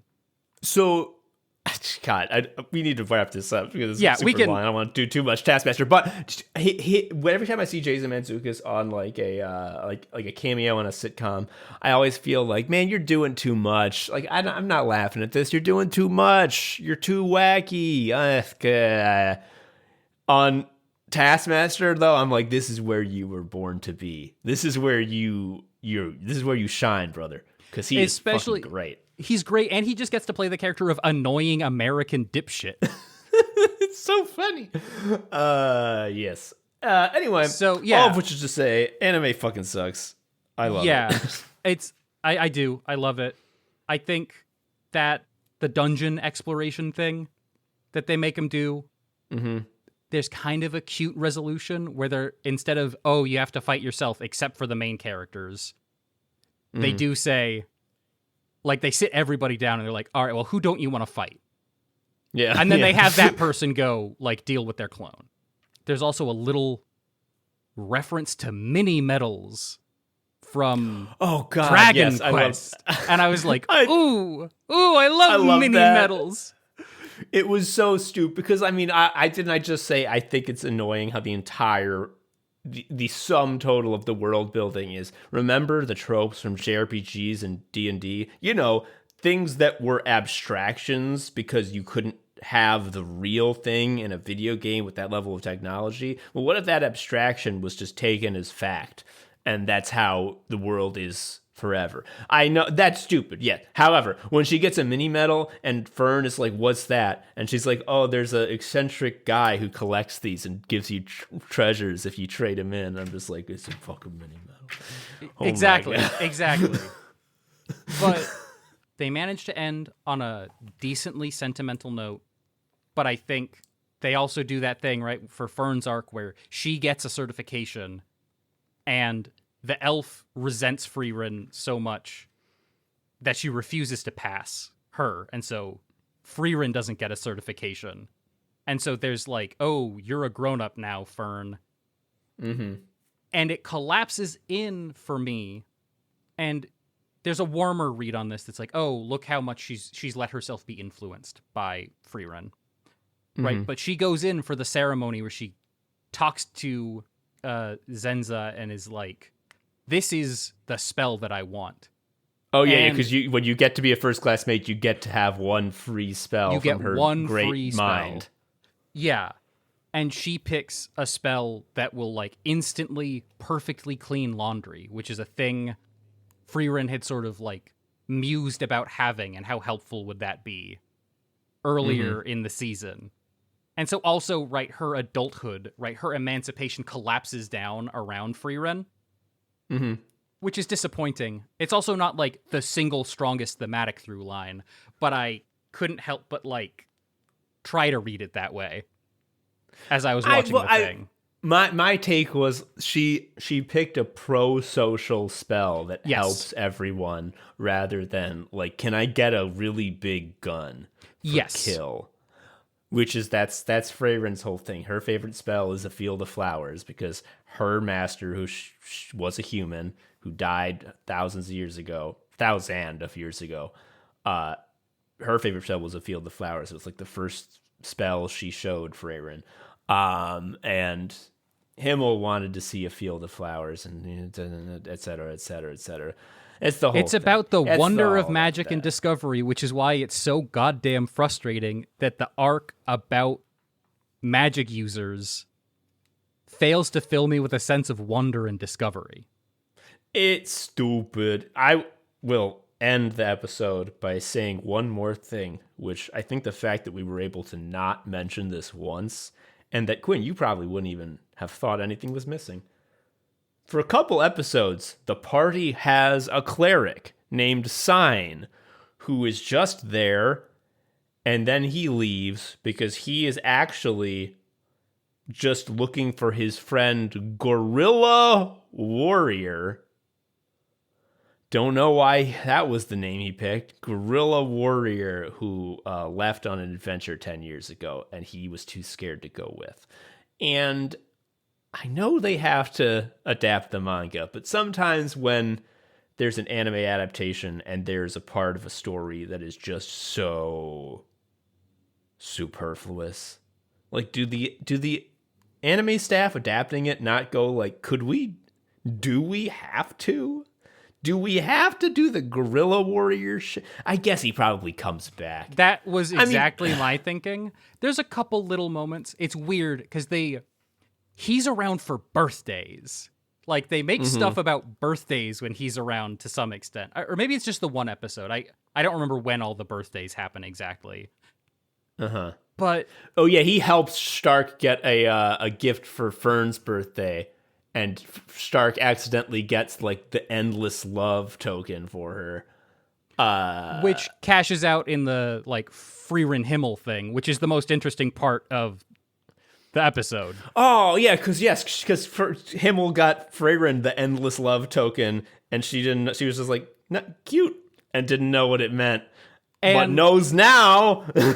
So I had an interesting experience where I finished watching yesterday, and I thought, I have this really clear image in my mind of them being in like a wagon, stuck in the sky, and they have to figure out how not to die from falling. And I went and I reread the episode descriptions, and I was like, it's right here. This is episode 14. I guess I just skipped it, so I went back and rewatched it. So that was the last episode that I watched. Oh. Because I accidentally skipped it, and I was glad that I didn't falsely remember an episode that happened.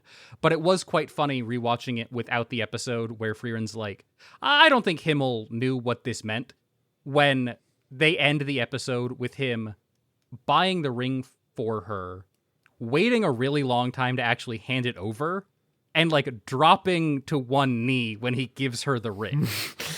Yeah.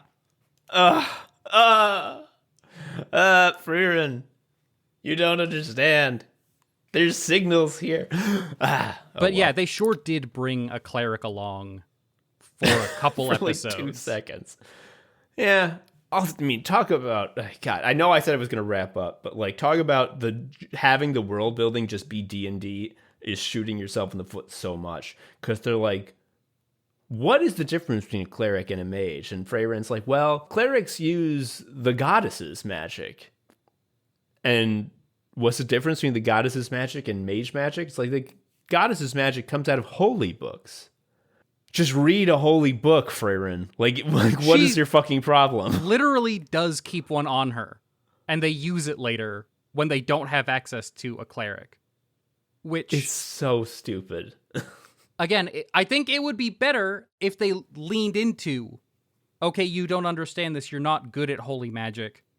Because the one time that it really matters, when Stark gets poisoned and his brains are going to come out of his nose, like he's a mummy getting the mummy stuff done to him, they scramble to find a priest.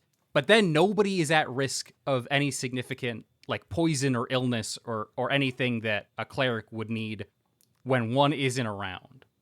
Yeah, it's stupid. It's like, again, like it would be interesting if any of this was dug into, if it was treated thoughtfully in the way that, you know, the agelessness of an elf in a world of humans is treated thoughtfully. But no, it's treated exactly as though all of the abstractions and shorthands from RPGs is like, well, that's the whole story. That's how it works. Holy magic is different because priests do it. And mages can't learn it because it's for priests. And if they do learn it, they only learn the first and second level spells because they took a level in cleric. They can't learn the big ones. And like, what does it mean that there is a real goddess who exists and is provable? But they we just don't care. That. They complicate that because they say, like, they talk about the idea of heaven and about like the goddess emerging as like an institutional religious force in the world over the last 400 years or whatever. And Frieren has a conversation with Croft, the monk, where she's like, you believe in the goddess. Why do you believe in the goddess? Like, that doesn't, like, we were raised atheist. Like, the goddess, for all intents and purposes, didn't exist when we were younger. And now she does. But they don't put that and holy magic up against each other. Right? Like, again, it's like the conversation where the demon's like, I'll do a selfless thing. And then they just move past it. Those ideas aren't put up against each other. It's very strange. Yeah. You know what I'm really coming down to? And this is truly going to be the end of the episode. I swear to God. This shit would have made a great short story. Like a great short story. If you want basically the best you can get out of Frieren, I'd say watch the first episode. Maybe 2. Because the second episode ends with that flower field thing. Okay, I thought it was 3rd. If it's 2nd, then yes. I did too, which is why when I talked to you about Frieren, I said the first 3 episodes are really good. Jesus Christ. Anyway, are we going to do more anime? Oh, I think I may have been talking with another co-Sicko to do another anime in the future. We'll see. Ooh, mayhaps it's one of those anime that I specifically did not talk about because I had heard tale that there might be discussion of this. I think it might be. But don't worry, listener. We're not going to become an anime podcast. This is a sometimes treat. Anyway, bye. Wait, no. Quinn, thank you for I forgot I have to like specifically call out and gas up my co-Sickos. I'm so used to it. It just feels so normal. It feels like this is every day. Quinn, thank you for being a co-Sicko this week. Thank you for having me. I had a really good time stretching the limits of reasonable amounts of time to talk about anime. Yeah, this one went long, as you could probably tell, listener. Oh, Jesus Christ. I just looked at I feel like a hurt. I feel like I did something wrong. I looked at, there's a 2 in the front of this. I feel bad as someone who's had to edit podcasts before, being like, you have to do that now. As much as I am struck by the length, I think it was well worth it because, again, it's the first time I've talked about anime in a long, long time. It's obviously going to be a lot of, the dam burst. I got a lot of anime thoughts. I am excited to watch some of the ones you mentioned because, like, an actual good show that doesn't have half of it be bullshit sounds like a true treat. Yes. If you're going to walk away from this with one thing, I'd say watch The Apothecary Diaries or The 12 Kingdoms. They're just really good. Hell yeah. Before we go, Quinn, do you got anything you want to plug? Where can people find you and your shit? Absolutely. So, I am on, for some reason, still Twitter. It's gotten bad. Don't do that. Turn that off. I mostly just retweet things anyway. You can find me at Monkey Pie Quinn. That's MonkeyPiQuinn. And I basically cross-post anytime I have something that feels worth saying or that I think is funny enough that real people might want to like it or repost it. I post to Blue Sky, where I am monkeypie.bluesky.social or whatever the default thing is. Yeah. And if you like hearing me talk about cartoons, I am currently in the early phases of preparing to release a podcast with my friend Glitch called The House That Tad Ghostal Built, where we are going to engage in a long-form examination of the output in animation and sometimes live-action terms at Adult Swim. Ooh, that's good. That's got a lot of meat on that bone. That's interesting. Season 0 is going to be us watching a lot of seasons of Space Coast that existed before Adult Swim did. Ooh, did you know that's good. That Adult Swim as a program block launched the week before 9/11? I didn't. I know that it was originally pool based. All the bumpers were like elderly had literal people shots of a pool in like doing calisthenics in a pool. Yes, I remember that. I did not know that 9/11 tidbit, but wow, fun. Yeah, so look forward to that. I've got another podcast that might be taking another run at things where I talk about the Discworld novels, which I never read, with a couple other friends. Okay. But the biggest thing right now, I'll say, is look forward to that Adult Swim podcast. And follow me on the socials so that I can let you know if I'm going to be talking about Terry Pratchett stuff. Hell yeah. That all sounds good as hell. This was great. Anyway, I gotta go because this is 2.5 hours long. I'm Tom, an anime sicko. I'm Quinn, an anime sicko, and I have to cook dinner for my wife. Hell yeah, that's what I was about to do. Not your wife, my wife. You stay away from my wife, you sick son of a bitch. Bye-bye. Episode done now. Thank you for listening to Anime Sickos. I've been Tom, a sicko. You can follow me on Blue Sky at Tom Harrison. Joe was also a sicko. You can follow him on Blue Sky at Sharia Uncle. You can follow Anime Sickos on Blue Sky at Anime Sickos, or email us at animesickos@gmail.com. You can give us money at patreon.com/Anime Sickos if you want. Please leave us a review or something. I don't know. Tell a friend. Anyway, until next time, bye.